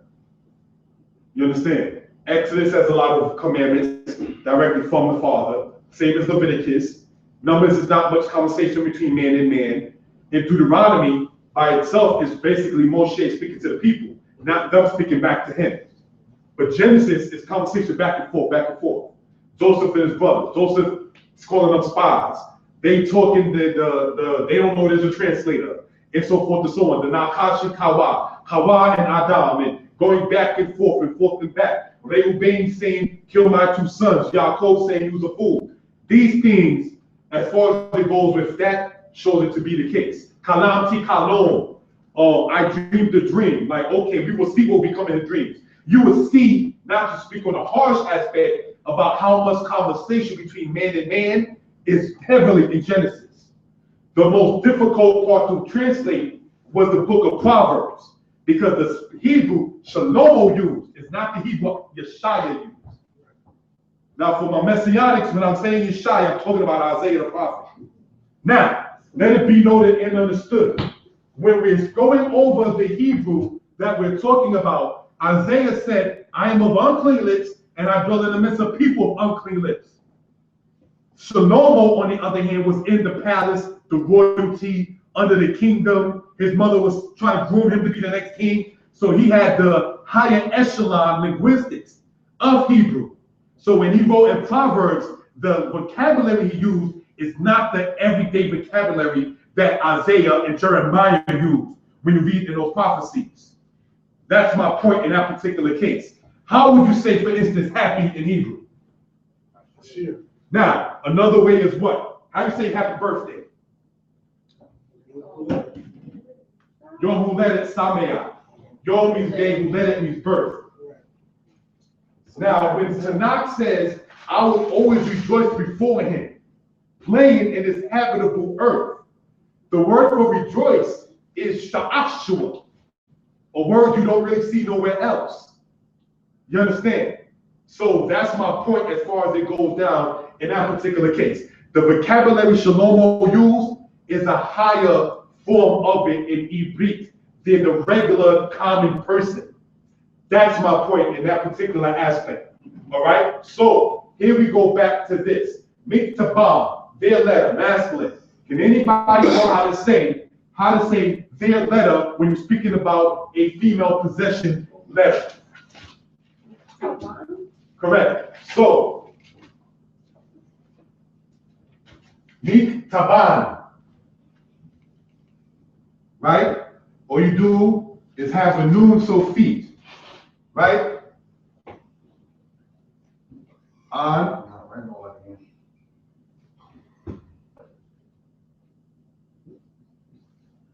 See, there you go.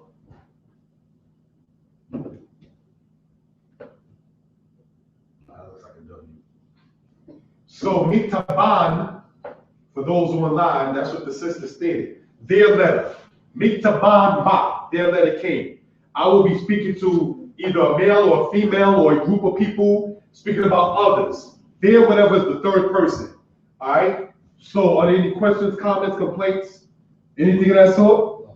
All right. Now, anybody else? We're going to go over one more verb and show how it's used and then close out. Take this pattern and use it. Study it. Those who know me on Facebook, pardon me, you can inbox me or so forth. I deal with Facebook for those online. Kashub, historian Danite Hutchinson. Kashub meaning important. Danite, my tribe. Historian, the nickname my daughter called me, Hutchinson for my pops. So that's why I do it like that. Now, as far as it goes down in that particular case, you have kata, kata, miktaban, their letter, masculine, possession. On at the end of words is feminine, plural, speaking about more than one female about their male object, be it letter, horse, shoe, what have you. All right? Masculine nouns in possession of singular nouns. Miktab is singular. Letter, one. Showing a possession. E, ka, ek, o, ah, nu, an. That's how it goes. These are what you call in Hebrew the suffixes, or what goes at the end of the word. That's how that works in that particular case. All right? So, questions, comments? I asked that for a reason. Nobody? So we can go on it, right? All right. The next thing we're going to conclude with, or the next thing, and then conclude with this aspect, and I'm getting it on myself. I notice people in here wear glasses. So what we're going to do is go over the word see. All right? Right. Now, remember kata for your own selves. And we're going to go over the word ra'ah, which is the root of it. Ra'ah means to see. It's the root word of re'u bain. Re'u bain means behold the sun. Bain, you know, means sun.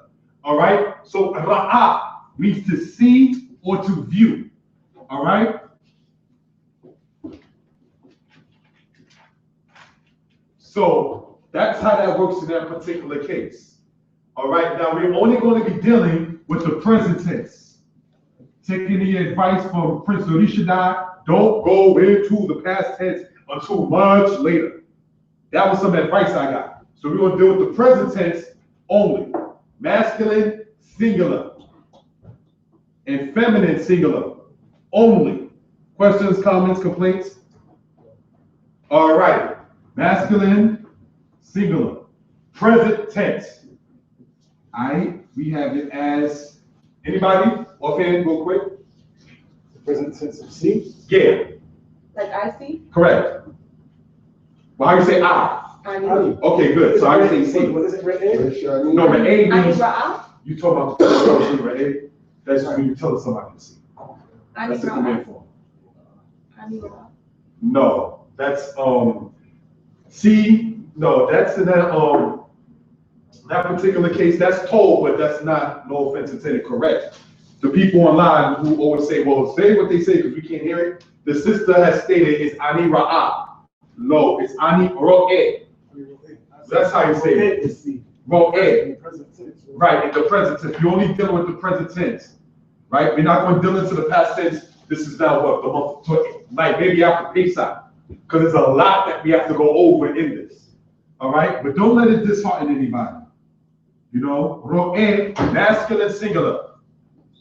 See, or seen, or sees. Who ro'eh? He sees. Masculine singular. This looks like miss. Oops.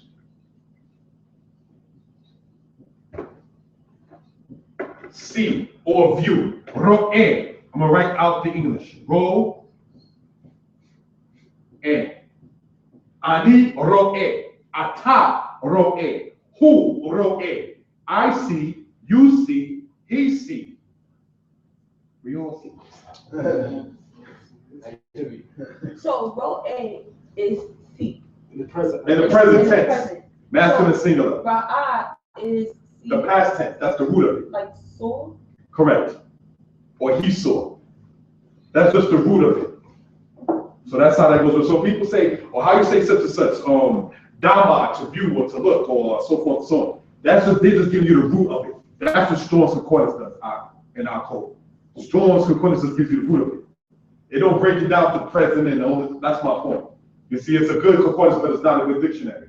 So my point for those who remember from the first lesson, to deal with the 201 Hebrew verbs, we have ro'eh, to see, right? Ani ro'eh, ata ro'eh, hu ro'eh.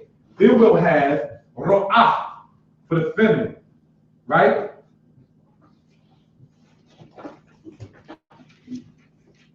And that's feminine singular. See, this is the present tense. All right? So, a woman would say, ani ro'a. I would say to a woman, at ro'a. Speaking of a female, one would say, he ro'a. She sees. All right? These how you deal with the pronouns, which you already written down, right? And that's how you put that in that form. Feminine singular, present tense. Present tense. Let me write the word tense. All right? So, ro'e and ro'a. Any questions? Ani ro'e oto. That's why I use this verb. Ani ro'e oto. I see him. He ro'a otanu. She sees us. He means she, right? Ro'a, sees or seeing. And otanu is us. He ro'a otanu. She sees us. He ro'a oti. She sees me. Remember, we had a quiz on it. Ani ata ahu hi anak watamatamehen. Oti, oka, otak, oto, otam, otanu, otam, and otan. But we had no questions, so I moved on. See? You had no questions, so I moved on. Question. Is this a question? No, I just, Don't worry. I just have to look at it over. No problem. All right, so let me do this again. So you have ani, which is masculine or feminine in that case, right? Ani, you have ata, right? Then we have hu, right? I, you, and he. Ro, e. Then you have ani, at, and he. Sees. Ani ro'a. A woman would say that, speaking of herself and what she sees. Like she would say, Ani ro'a otam. I see them. Ani ro'e him holkim. I see them walking. Ani ro'e miktabam. I see their letter. Questions, comments? All right. Now I want to state this. Anybody still copying this? I want to state this. When we have a Hebrew verb, such as see, want, these verbs in the letter Hey are referred to as Lamed Hey verbs. This is your first lesson in this. Lamed Hey verbs. We're not going to get too deep because it forms in this past tense. This is only an underline. All right, verbs which end in paleo or the model. Okay, in hey, not in hey verbs, right? So we have ra'a, make your ro'e and ro'a, that ends in a hey. All right. Now, if you remember, when you have the quamats in the hey, feminine, the aleph in that doesn't make it feminine. That's why I said in a lot of cases, not every case, a hey ending in the end of a word is feminine. All right? So, verbs that end in the letter hey, very common, but more to be discussed later. We notice in the present tense, right? We have koten, right? Kaf, tau, bait. Let me not put that because they won't think it's, I'll put an asterisk. That's still there, that's still there, that's still there. Kaf, tau, bait, right? O-T. And here we have O-A. It just ends. There is no third root of that you conjugated in all of its forms. All right? So, mitab B, my letter. All right? Mar'i, my seeing. We'll get into that when next time we turn this ra'a into from a verb to a noun by adding our friend here, the man. All right? That's how that works in that particular case. So, we have ro'e and ro'a. Ani, at, and he. Ro'e, ani, ata, who. Masculine, singular. We're not dealing with seeing in the plural verb form, which is ro'im and ro'ot. We'll deal with that another time for edification and time purposes. So, that is the class. Any questions, comments, complaints, please state such. Yes? What's the asterisk? An asterisk, basically, or you really pronounce it asterisk, is basically something you put that's really written like this. It's really written like this. And what that basically means is you're trying to make something be noted and pointed out. You're trying to specify it to be something of importance. So you're making it important by putting that there. You'll see that, young man, in books, and sometimes when you see an asterisk in a book, when you're reading, look at the bottom of the page to see why they put that there. They'll put a footnote or some notes about a particular word. That's what an asterisk serves in English. So, just for edification purposes. Questions, comments, anybody? All right, I need more. And that, I'm good, I got you. So Benito, let's get into that lane a little couple seconds, they're a little bit behind. You asking me if I finished? Yeah, Kane. all right, just give them a couple seconds on the internet, there, a couple seconds. Oh, no doubt, no rush. All right, your friends. Closing out. My, Isaiah 30, where it says 15, it doesn't say Shabbat. It's not going to sit there and say, let me go over that with you after the class real quick. And then you go step in so we can close out. I'll explain. Oh, him? Yeah. Okay.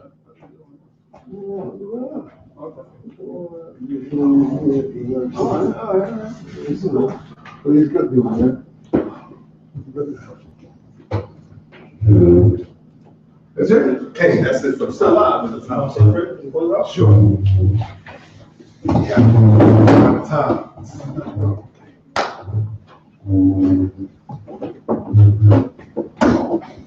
Hallelujah. Hallelujah. They that trust in Jehovah shall be as Mount Zion, which cannot be removed but abideth forever. And as the mountains around about Jerusalem, so shall Jehovah round about his people, from henceforth even forever. For the rod of the wicked shall not rest upon the lot of the righteous, lest the righteous put forth their hands to do iniquity. Do good, O God, to those that be good, and to them that are upright in their hearts. And as for such as turn aside to their crooked ways, Jehovah shall lead before from the workers of iniquity, but peace shall be upon Israel. Hallelujah. Hallelujah. So we get done over there. Huh? Number now. Write it on a paper. And give it to me. You offline? No, hold on. All right.